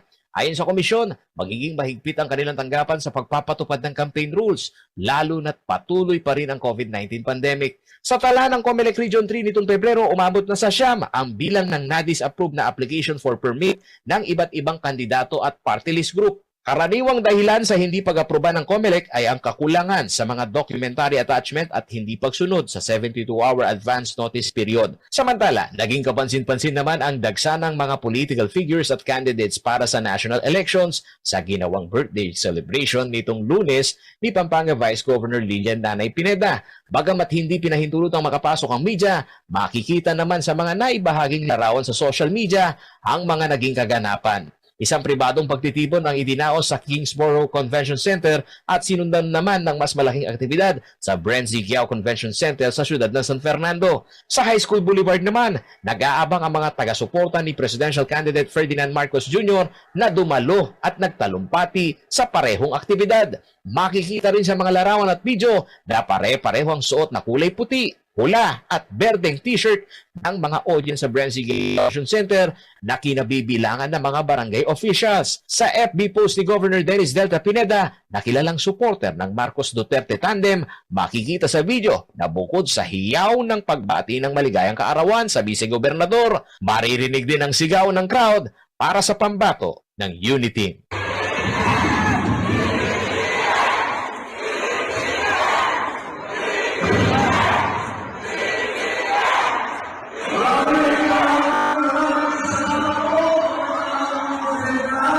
Ayon sa COMELEC, hindi nag-apply ng permit ang nasabing aktibidad dahil ito naman daw ay hindi maituturing na political activity kundi isang birthday party.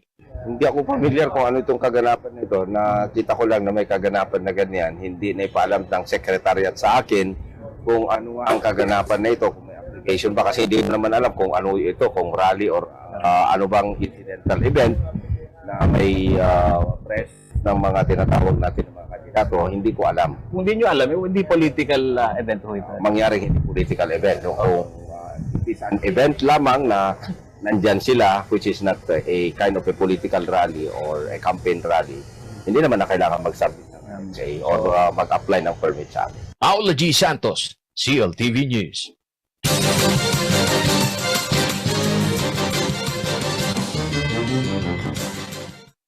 Hindi pa naikakasa ang Oplan Baklas ng campaign poster sa Central Luzon. Ngunit ayon po sa COMELEC Region 3, pagpasok ng Marso ay sisimula na ang pagtatanggal. Aabisuhan din umano mga private owner kung may paglabag sa mga poster na nakasakit sa kanilang lugar. Narito po ang report.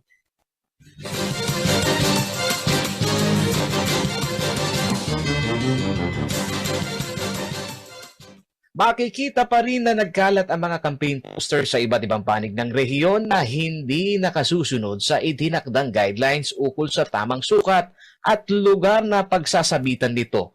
Hindi pa raw kasi nasisimulan ng Commission on Election Region 3 ang Oplan Baklas.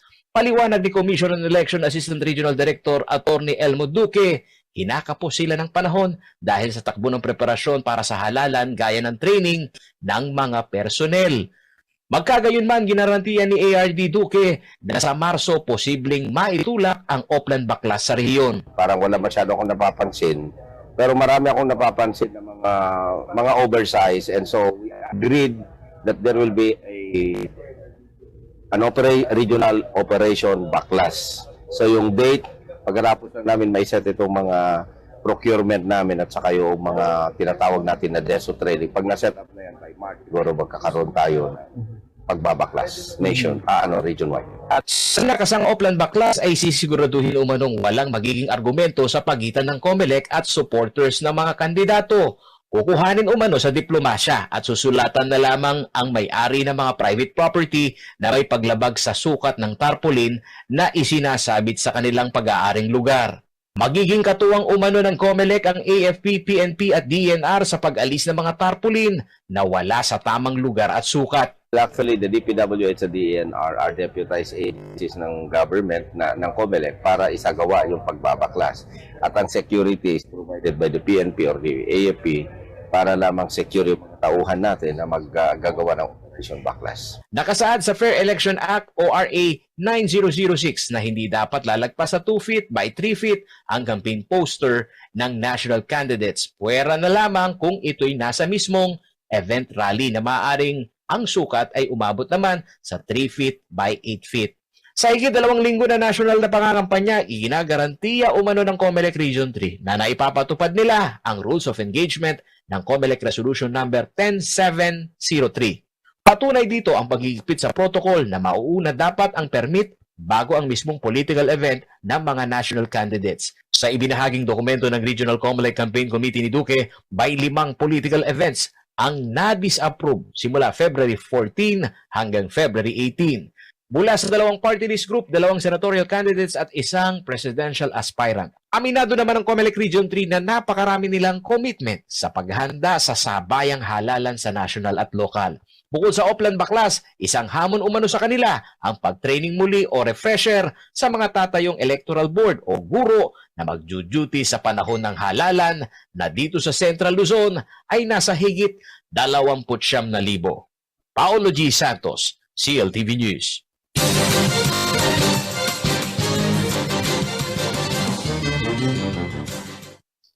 Kailangan daw makapag-isip ng bagong paraan ng gobyerno para mahikayat ang mas maraming nakatatanda na magpabakuna kontra COVID-19.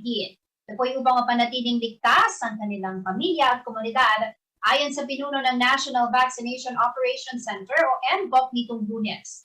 Sa laging handa public briefing, sinabi ni Health Undersecretary at NVOC Chair Mirna Cabutahe na nasa 2 milyong senior citizens sa buong bansa ang hindi pa rin bakunado kontra COVID-19. Bukod dito, tayong 3.5 million na nakatatanda pa lamang ang nagpabakuna sa 5 million target ng DOH. Ayon po kay Cabutahe, magpapaditro sila ng estratehiya at mas palalakasin ang advokasya dahil alam nilang marami pa ang mahirap kumbinsihin na magpabakuna. Hindi naman daw vaccine hesitancy ang dahilan, kundi may mga nagsasabi raw sa mga nakatatanda na ayaw na nilang magpabakuna dahil malapit na rin naman daw silang pumanaw. Hindi raw nila naiintindihan na kapag sila ay tinamaan ng sakit, maapektuhan ang kanilang pamilya. Kailangan daw pabilisin ang proseso dahil alam daw nila na ayaw ng seniors ang maraming rekisito. Dadalhin na rin daw ang bakuna mismo sa kanila upang hindi na kailangan pang bumiyahe ng mga nakatatanda. Ikinalulungkod din ng opisyal ng DOH ang kawalan umano ng urgency sa mga fully vaccinated na magpa-booster dahil na rin sa pagiging mapili sa bakuna. Kailangan daw itulak ang booster shot administration dahil nasa milyon pa lamang mula sa target na 3 million booster recipients ang nakompleto nitong nakaraang linggo. Dapat umanong maintindihan ng publiko ang urgency para sa booster shots pero mas marami raw ang ayaw lumipat sa trabaho. Ayon pa kay Cabutahe, kinukonsidera na raw ng NVOC ang pagsasagawa ng booster shot administration tuwing weekends kung saan maraming manggagawa ang off-duty.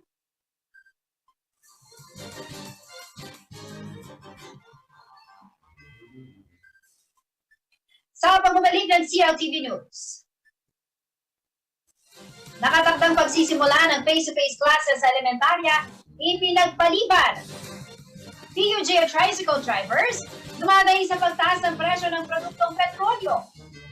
At pagtatalim ng bakawan sa mga wetlands sa rehiyon, pinangunahan ng mga volunteer at kawani ng gobyerno. Manatiling nakatutok para sa iba pang mga nauunang balita ngayong araw.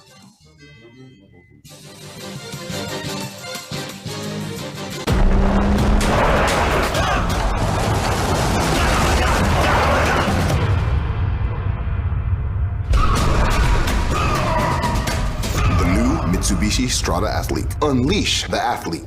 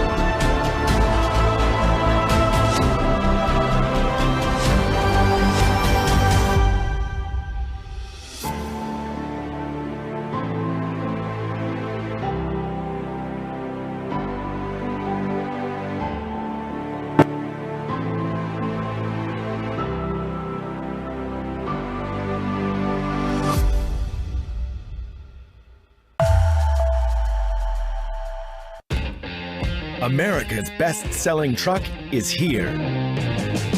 More power, more tech, more truck. Ford F-150.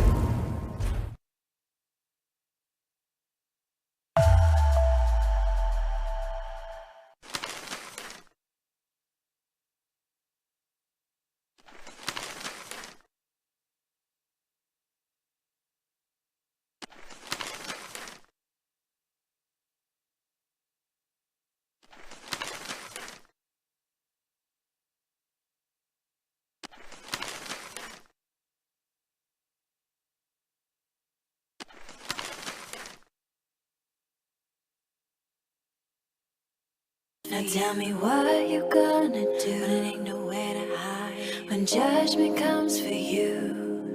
Let's see you at the crossroads, so you won't be lonely. See you at the crossroads, crossroads, crossroads. See you at the crossroads, so you won't be lonely. See you at the crossroads, crossroads, crossroads. See you at the crossroads.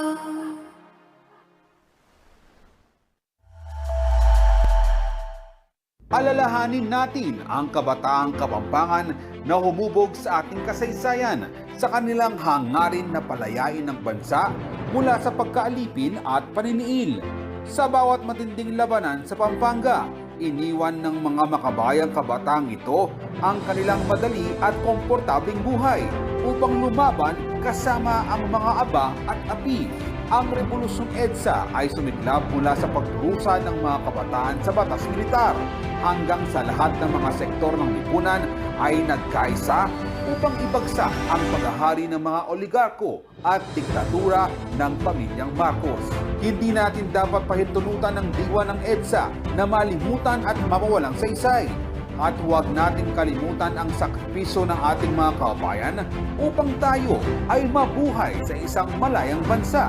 Mabuhay ang ating mga kapwa Pilipino na nakibaka sa EDSA Revolution. Mabuhay ang kalayaan ng Pilipinas!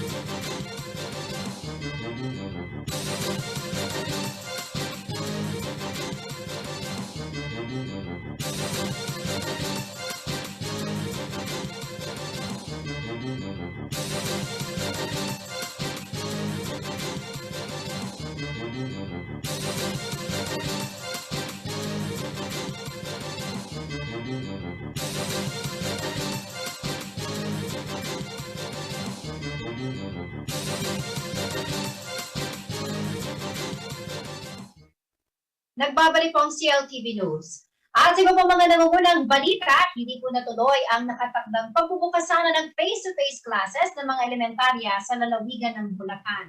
Ito'y pagkatapos sumulat ni Bulacan Governor Daniel Fernando sa DepEd na ipagpaliban muna ito hanggang sa mapakunahan na ang karamihan sa mga mag-aaral. Si Jana Lubang Parungaw ang may balita.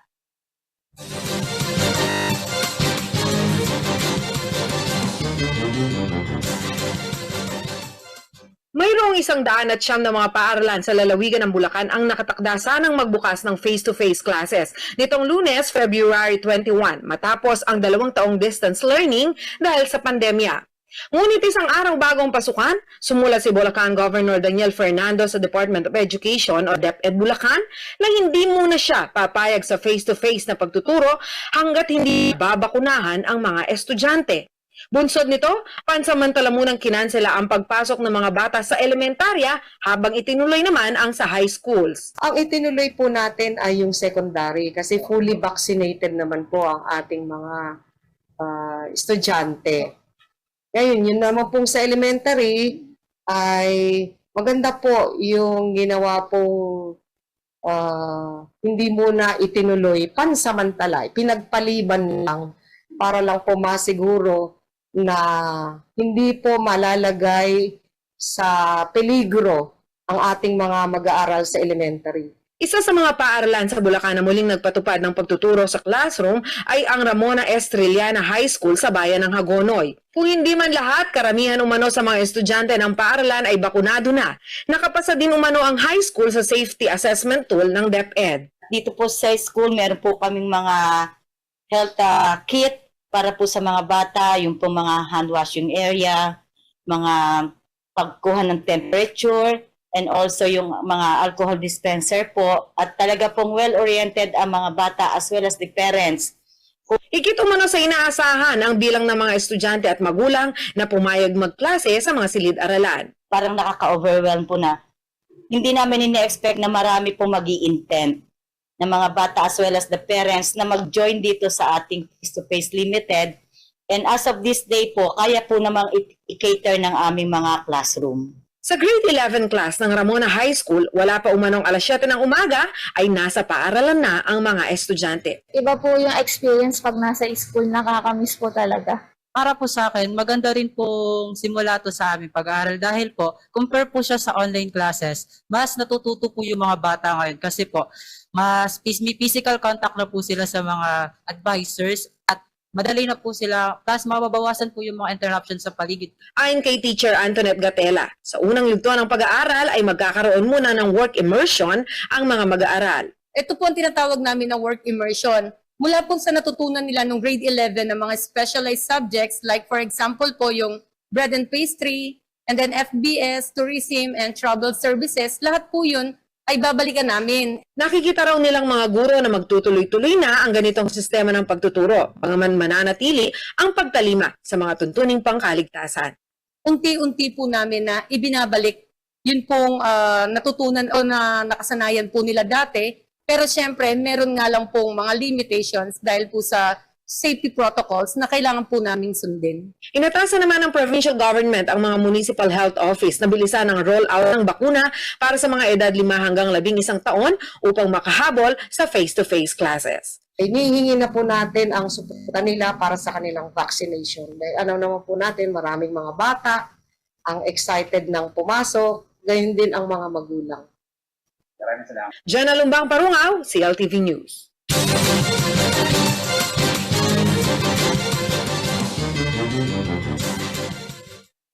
Ikinabahala ng mga driver sa rehiyon ang linggo-linggong pagtaas ng produktong petrolyo. Doble pasakit umano ang nangyayari sa kanila dahil ang pandemya sinabayan pa ng mataas na gasolina. Kaya ang kita sa pamamasada halos wala na umanong sumusobra. Si Felix Barrios sa may balita.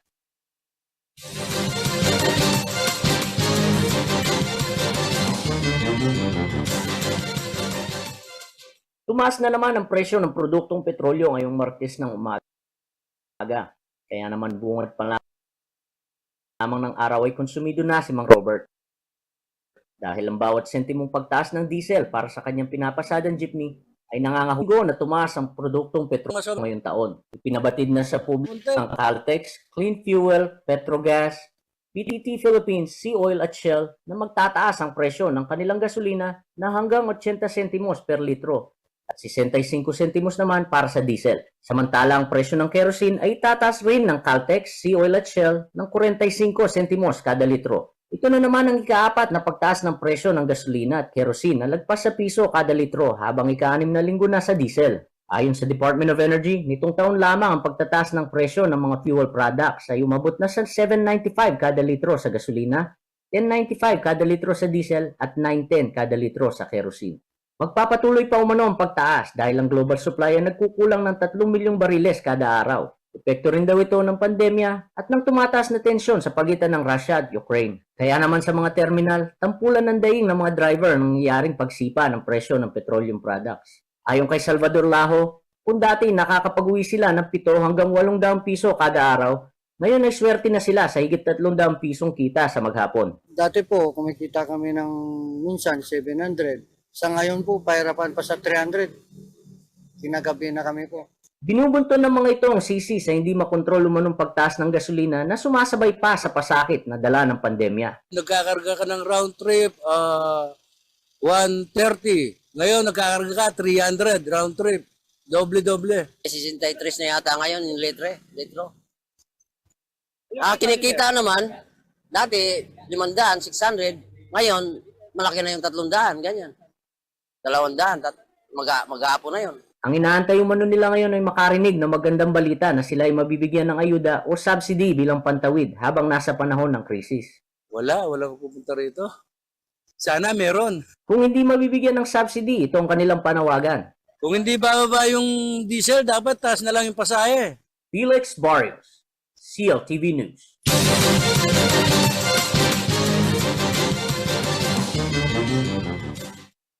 Ang Gitnang Luzon ay mayroong 19 na identified wetlands na halos nasa 16,000 ektarya. Ang wetland ay isa pong swampy area na karaniwang matatagpuan sa mga coastal areas, ilog at lawa. Sari-saring pagkain tubig ang matatagpuan dito. Kapag tag-ulan, ay imbak po dito ang maraming tubig kaya malaking tulong ang nagagawa nito sa mga tao at sa ekonomiya. Kasama ang mga wetlands sa mga tinuturing na protected areas sa mundo. Upang ipalaganap ang awareness tungkol sa halaga ng wetlands ay idineklara ang Pebrero bilang World Wetlands Day. Kasabay din po ng annual observance ang anibersaryo ng Convention on Wetlands na pinagtibay noong 1971 sa City of Ramsar. Bilang pag-ibahagi sa selebrasyon, nagsagawa ng bakawan planting ang Department of Environment and Natural Resources o DNR, katuwang ang mga kawani ng gobyerno mula sa iba't ibang ahensya at daang-daang volunteers. Nasa 1,000 punlang bakawan, kabilang po ang bawang bakawan, bakawang babae at bakawang lalaki species, ang itinanim sa mga identified planting sites sa Sasmuan Bangkong Mapalad Critical Habitat Ecotourism Area sa Pampanga, Bagak River sa Banaan at Wacom Lake sa Zambales. Malaki din naman ang papel ng mga bakawan upang maiwasan ang erosion at nagsisabing proteksyon sa mga coastal communities mula sa storm surge at alon.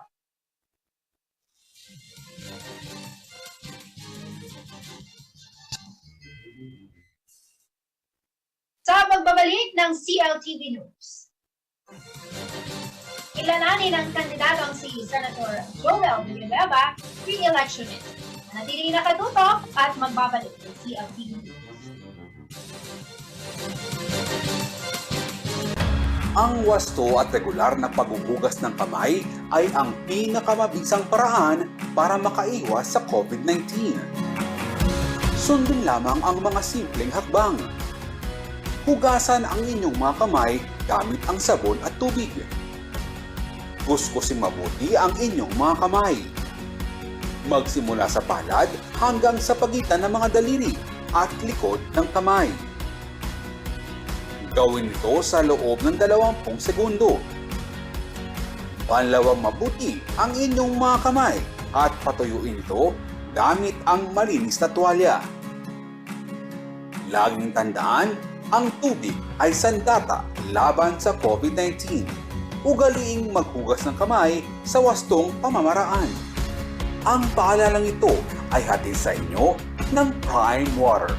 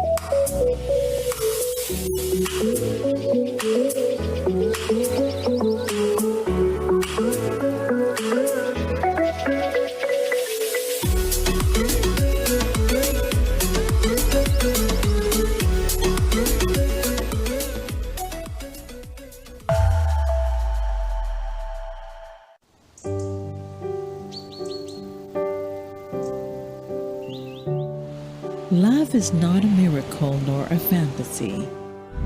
It is the very fabric that holds life together. What gives meaning to our life?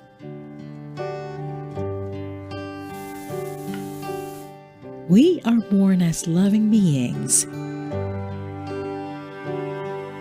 and we can deepen our love through practice and intention. The more we cultivate loving, the more love there is in our life. Discover all that life and love has to offer.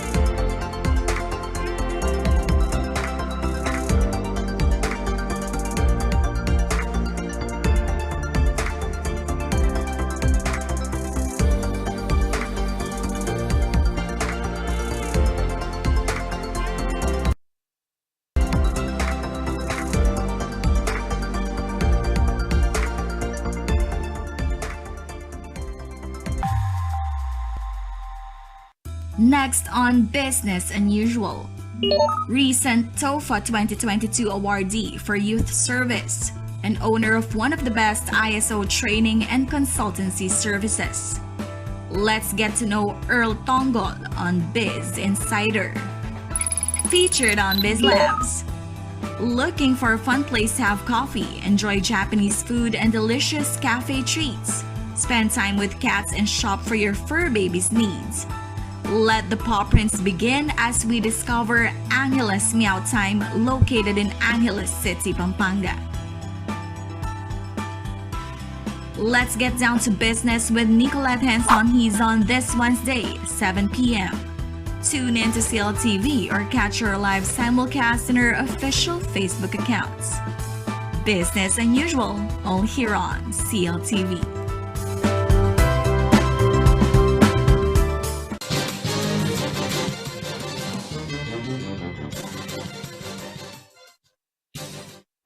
Nagbabalik po ang CLTV News. Mga karehiyon, para sa ating kilalanin ng kandidato, nakapanayan po na ating kasamang si Justin Dizon, si re-electionist Senator Joel Testdaman Villanueva. Panoorin po natin ito.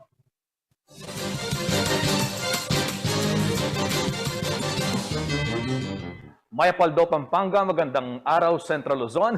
Nandito po tayo ngayon sa kilalanin ng kandidato. At ang ating bisita ngayon, mga kabalen, mga kariyon, isa pong mambabatas na hindi uma-absent sa trabaho. In fact, perfect attendance po siya dito sa kanyang paglilingkod bilang isang senador.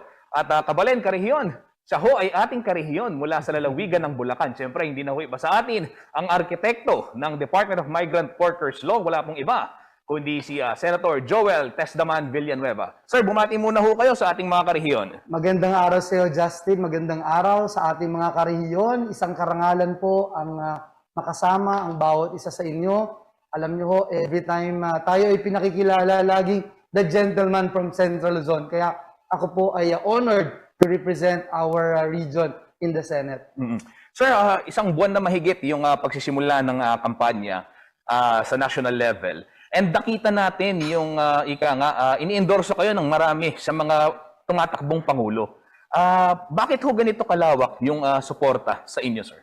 Nakakataba po ng puso, nakaka-bless, nakaka-humble na yun pong mga presidential candidates at kanilang vice presidente. Tapos, pasalamatan ko na po, Vice President Robredo, Senator Pacquiao, Senator Lacson, Yorme Isko, and then sa kabilang camp, si Vice Presidential Candidate Sara Duterte, lahat po sila nag-endorse sa atin. Isang karangalan na ma-endorse nila, taus-pusong pasasalamat, at tingin ko po ito'y nangyari, sir, dahil doon pong pagtinignan po natin yung track record natin sa Senado, yung mga nagawa natin, kayang gawin at gagawin pa, kahit na iba-iba yung political positions nila, yung iba ho, nagbibicker pa, nagtatalo, nagbabanggaan. Pero lahat po sila mayroong isang common denominator. Nagkakasundo po sila na kailangan talaga ng isang Senator Joel Villanueva dito sa Senado. Senator, nabanggit nyo nga yung kailangan talaga ng isang Joel Villanueva sa Senado.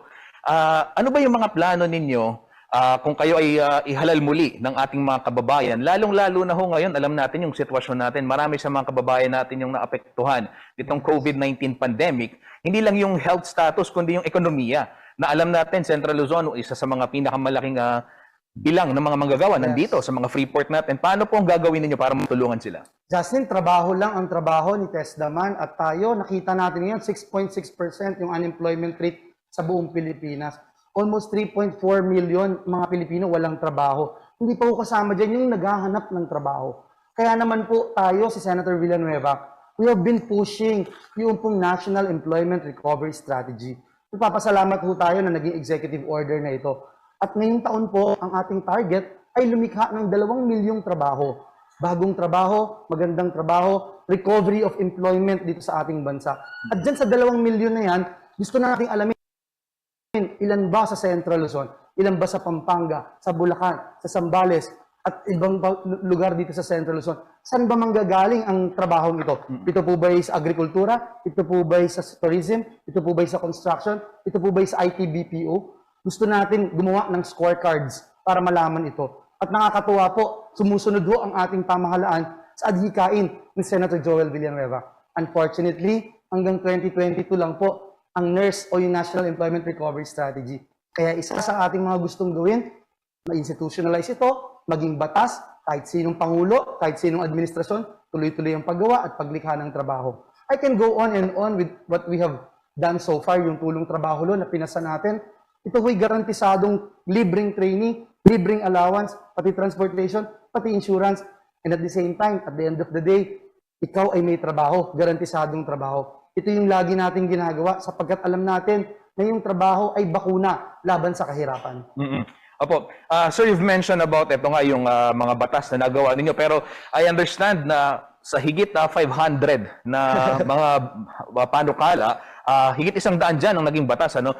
Siguro you can mention some of them na talagang natulungan din yung ating mga kababayan. 103 laws na po yan, but at the end of my term, Justin, it will be 200 laws. To God be the glory po. Favorite natin siguro itong isa sa mga paborito yung Department of Migrant Workers because maraming OFWs dito sa Central Zone at alam natin, no, there are 7 agencies taking care of our OFWs. Pinagpapasapasahan, pinagtuturo-turuan. Saan ka pupunta pag ganito, pag ikaw ay documented, saan, etc. Ngayon ho, yung 7 ahensya na yun, pinagsama-sama natin isa lang. Laser focus sa pangangailangan ng mga OFWs. Kung dati po, taga Zambales ka o taga Nueva Ecija ka, pupunta ka pa ng Maynila para mag-ayos ng papeles. With this law, mayroon na pong regional centers na itatayo for OFWs. Kung ikaw ay nasa ibang bansa, repatriation, undocumented ka ba? Documented. Kasi pag documented ka, ikaw ay sa OWA. Pag undocumented ka sa DFA, ngayon isa na lang. May isang separate na funding. Ano man ang pangangailangan mo? Repatriation, legal assistance, ito man ay medical assistance. Meron po sa Embahada ng Migrant Workers Office. Ito, isa sa mga paborito nating batas. Tinrabaho ni Tesdaman para sa ating mga OFWs. Or para sa Bayan Law, medyo emotional for me, sir, kasi I lost my mom and my sister during the pandemic. Nakita natin yung kahalagahan ng medical healthcare program natin. Kulang na kulang ang mga doktor. 3 doctors attending 10,000 Filipinos in the country. WHO says you must have 10 doctors for 10,000 population. Tayo 3 lang. Karamihan nasa Metro Manila, karamihan gusto pa mag-abroad. And that's why we push for this measure. At sa kabila ng hapdi ng sugat na nawalan ng mahal sa buhay, kahit pa paano naibsan po yung pain dahil isa batas natin ito. Libreng tuition, allowance sa uniforme, gamit, allowance sa dorm, transportation, review fees, insurance, internship fees, libre din. Pag nakapasa ho kayo, mayroon kayong garantisadong trabaho na naghihintay sa inyo.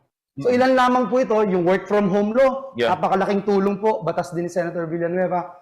First time job seekers law, napakalaking tulong din po para makalikha ng maraming trabaho. These are the things na pinagmamalaki po natin na alam natin malaki ang impact sa ating mga kababayan. Yeah. First, sir, of course, I'm sorry for your loss, sir. Thank you. And Follow-up question ko lang, kasi nga you're mentioning about this creating jobs, no, yung trabaho. Sir, may mga sektor dito sa Central Luzon ang nananawagan ng regular na trabaho.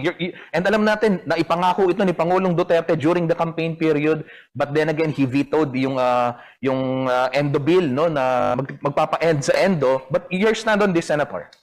Justin, alam naman siguro ng lahat, tayo yung chairman ng Committee on Labor. Tayo yung nakipaglaban. Tayo yung talagang tumabaho ng gusto para ipasa itong ending endo bill.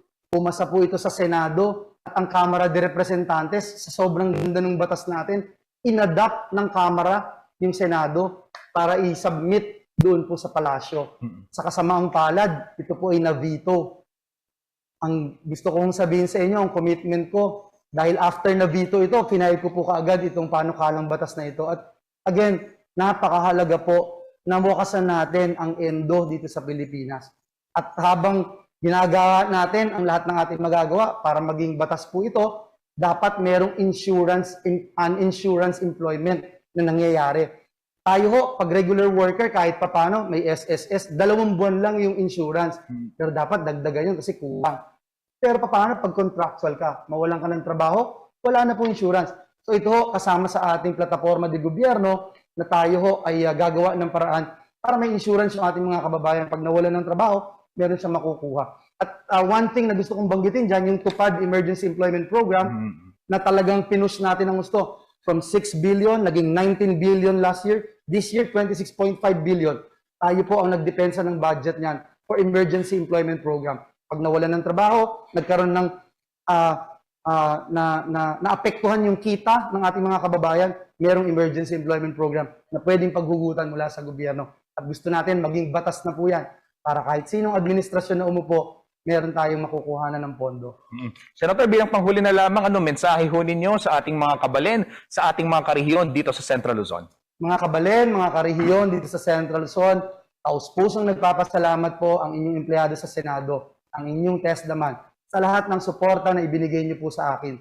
Kaya kong tumingin mata sa mata sa aking mga karehiyon at masabing na-represent ko sila at nagawa ko ang mission ko na gumawa at lumikha pa ng trabaho.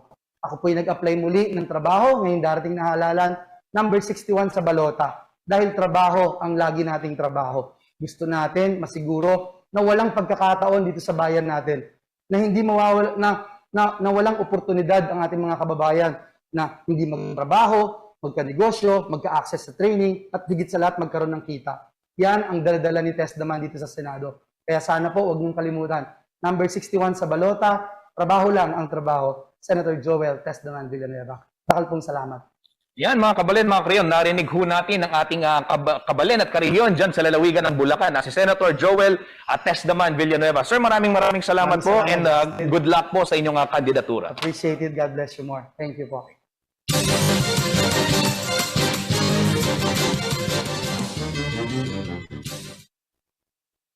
Habang papalapit ang eleksyon, nagsisimula na rin lumabas sa mga grupo at personalidad na nag-endorso ng kanilang kandidato sa pagkapangulo ng bansa.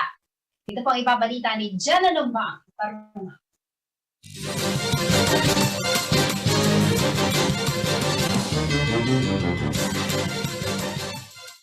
Patuloy ang paglakas ng puwersa ng presidential candidate Leni Robredo. Nito lamang Lunes, February 21, ay nagpahayag ng suporta sa kanyang kandidatura sa pagkapangulo ang 4 na dating senador ng bansa.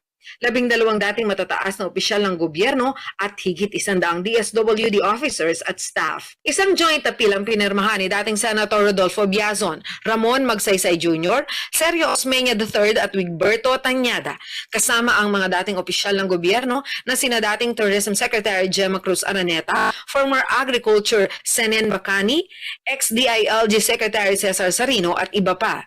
Ayon sa kanila, si VP Leni ang pinakakwalipikado at mapagkakatiwalaan sa lahat ng kumakandidatong Pangulo sa May 9, 2022 elections. Isinapubliko na rin ng 145 former DSWD personnel sa pangunguna ni dating DSWD Secretary Judy Taguiwalo at Lina Laigo ang kanilang pag-endorso sa Robredo Pangilinan tandem.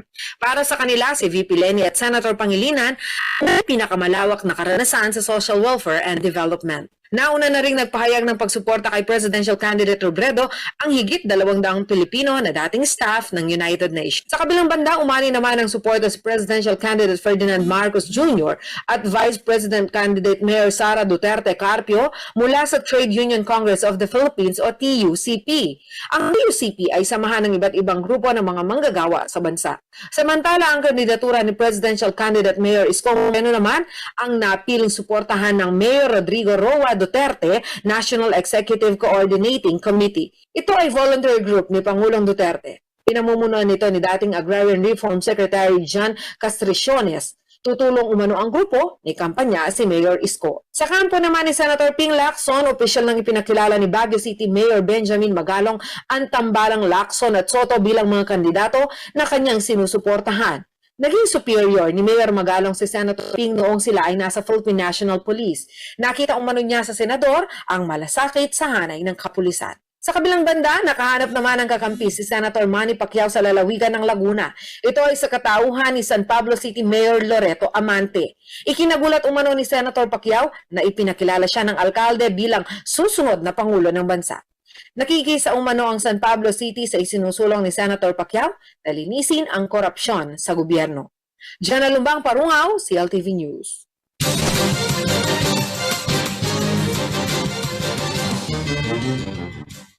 Sa pagbabalik ng CLTV News. Magbabawal sa pagdedenda ng gamot sa mga sari-sari store, inalmahan ng ilang may-ari ng tindahan. Ika-31 anibersaryo ng Philippine National Police, ipinagdiwang sa Campo Libas. Manatiling nakatutok at magbabalik ng CLTV News.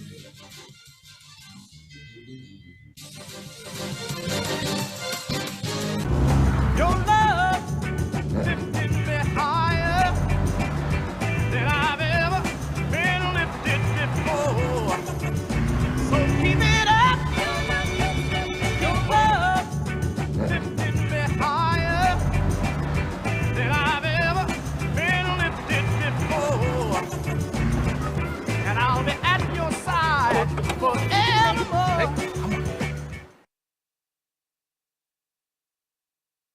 Bilang leader, dapat laging malinaw at nagsisimula ang lahat sa malinaw na paningin. Ang iBerry ay dietary supplement na may iBright Flower Extract at Bilberry Berry. Ito ang malinaw para sa akin. Mahalagang paalala, ang iBerry ay hindi gamot at hindi dapat gamitin panggamot sa anumang uri ng sakit. In the Philippines, one of the first non-life insurance companies that established its head office outside Metro Manila emerged. Strength, integrity, and with a proven track record of service in the countryside. Join the journey to our third decade. Corporate Guarantee. We value our commitment.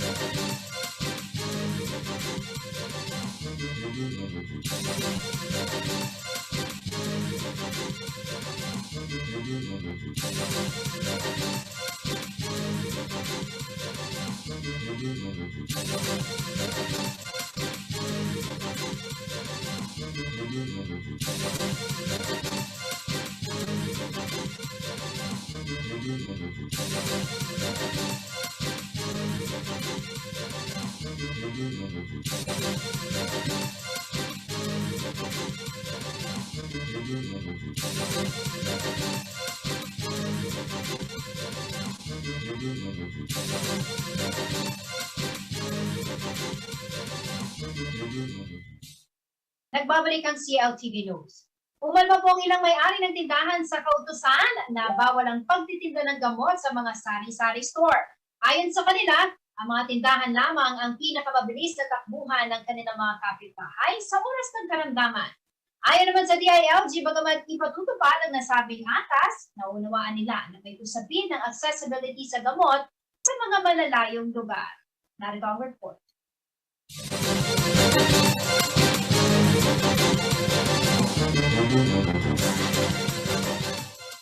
Nakagawian na ng marami sa ating mga Pilipino ang bumili ng iba't ibang pangangailangan sa mga pinakamalapit na sari-sari store sa ating tahanan. Nariyan na ang palamig, pagkain, gamit sa bahay, gaya ng sabon at shampoo, at maging ang mga gamot. Kaya naman ang ilan sa mga may-ari ng tindahan, napakunot ang noo at napakamot sa ulo nang ipag-utos ni Pangulong Rodrigo Duterte ang pagbabawal sa mga sari-sari store na magtinda ng gamot. Isa na rito si Rose Nuki ng siyudad San Fernando, Pampanga. Anya, takbuhan ng kanyang mga kapitbahay ang kanyang tindahan sa tuwing mangangailangan ng mabilis na lunas sa mga nararamdaman. And aware naman po tayo na yung mga butika natin is meron pong hindi 24 hours yung pag-open nila. Then kaming sari-sari store po kasi open kami ng 4:30 until 10 p.m. sa Fisco. What if po may nangailangan ng mga over-the-counter na medicines po? Saan po sila tatakbo? Kahit hindi siya pharmacist, naunawaan naman daw ni Rose na hindi maaring ibenta sa kanyang tindahan ang mga gamot na nangangailangan ng reseta ng doktor. Pero yung mga kinakailangan po ng reseta is wala kami like amoxicillin, mga kailangan po ng reseta. Mula sa ibinebentang paracetamol, diarrhea hanggang sa panglanggas ng sugat, mabibili sa tindahan ni Rose. Bagamat naunawaan naman daw niya ang ginagawang paghihigpit ng pamahalaan, tinitiyak naman niyang galing sa mga rehistradong drugstore ang laman ng kanyang tindahan. Hindi naman po natin sila masisi kung bakit nila nasasabi yon kasi meron po tayong mga taong pumupunta or nag-offer sa amin sari-sari store ng mga peke. Pero as a sari-sari store owner po, kasi kami sir, lahat po ng tinitinda namin dito is kinakain, iniinom din namin. So for our safeness po, mas gusto po namin na kumukuha talaga dun sa mga nag-offer na alam namin na legitimacy yung tinitinda nila.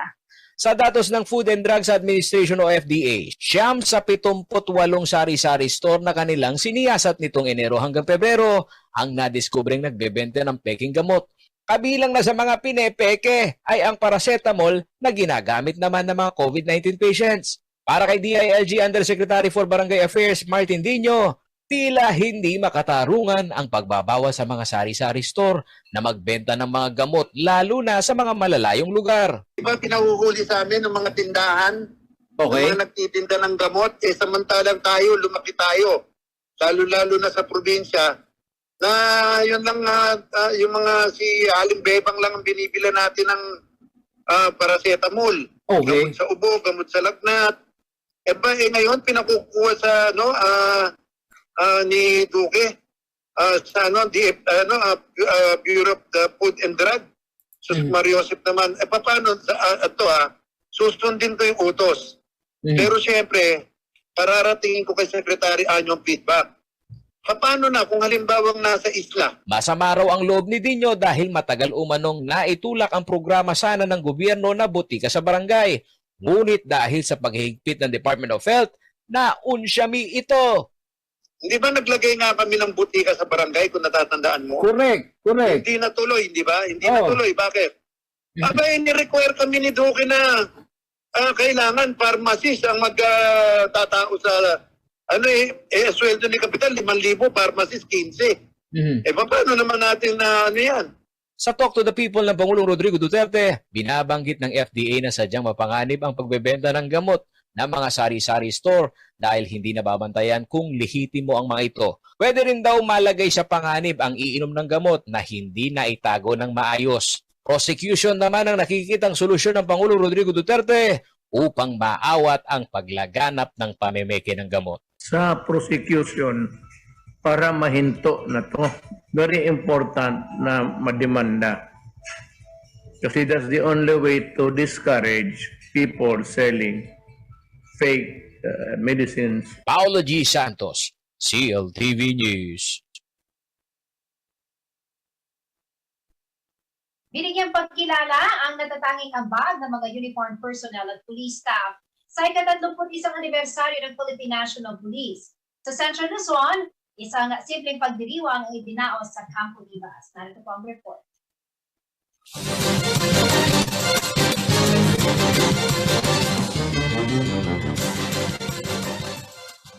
Ipinagdiwang nitong Lunes ang ika-31 anibersaryo ng Philippine National Police. Dito sa Central Luzon, itinaon ang selebrasyon sa traditional flag raising ceremony na ginawa sa regional headquarters ng PNP sa Campo Libas, siyudad ng San Fernando, Pampanga. Layan daw ng programa na kilalanin ang ambag ng mga uniformed personnel at maging mga staff ng PNP sa tagumpay na tinatamasa ng police force dito sa rehiyon. Nagsilbing panahon pandangal si Pampanga 3rd District Board Member Ananias Canlas Jr. na kumatawang kay Pampanga Governor Dennis Delta Pineda sa pagdiriwang. Sa kanyang talumpati, pinasalamatan ni Canlas ang PNP Regional Office 3 para sa pagpapanatili ng kaayusan at kapayapaan dito sa rehiyon at siniguro niya ang suporta ng provincial government sa kapulisan. Taong 1991 ang itatag ang Philippine National Police. Isa ito sa mga tanggapan na nangunguna sa pagpapanatili ng kaayusan at kapayapaan dito sa bansa. US Barrios, CLTV News. Alamin naman po natin na magiging lagay ng panahon mula kay Ginoong Manny Esguerra, ang Chief Weather Forecaster ng Pag-asa Club.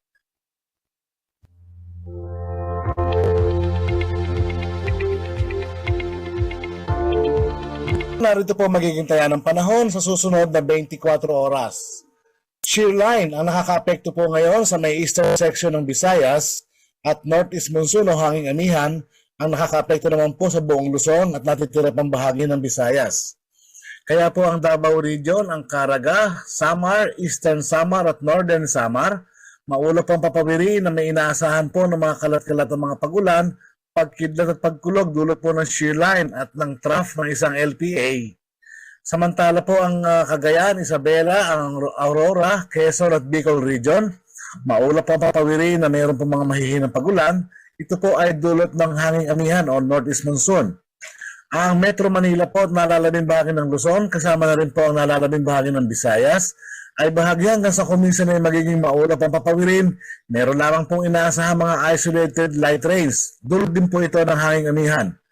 Ang natitirang bahagi po ng Mindanao ay bahagi hanggang sa kuminsan ay magiging maulap ang papawirin. Meron lamang din po inaasahan mga isolated rain showers and thunderstorm. Ito po ay dulot ng trough ng LPA. Ang LPA po ay nasa labas naman po ng PIR, nasa may southern Mindanao. Hindi naman po ito inaasahan papasok sa loob ng PAR at hindi rin po inaasahan na magiging isang ganap na bagyo. Sa ngayon po, pinag-iingat pa rin po ang lahat. At yan mga balita ang nakalap ng CLTV News. Kasama po pwesto ng CLTV News and Current Affairs. Ako po si Jennifer Salena. Maraming salamat.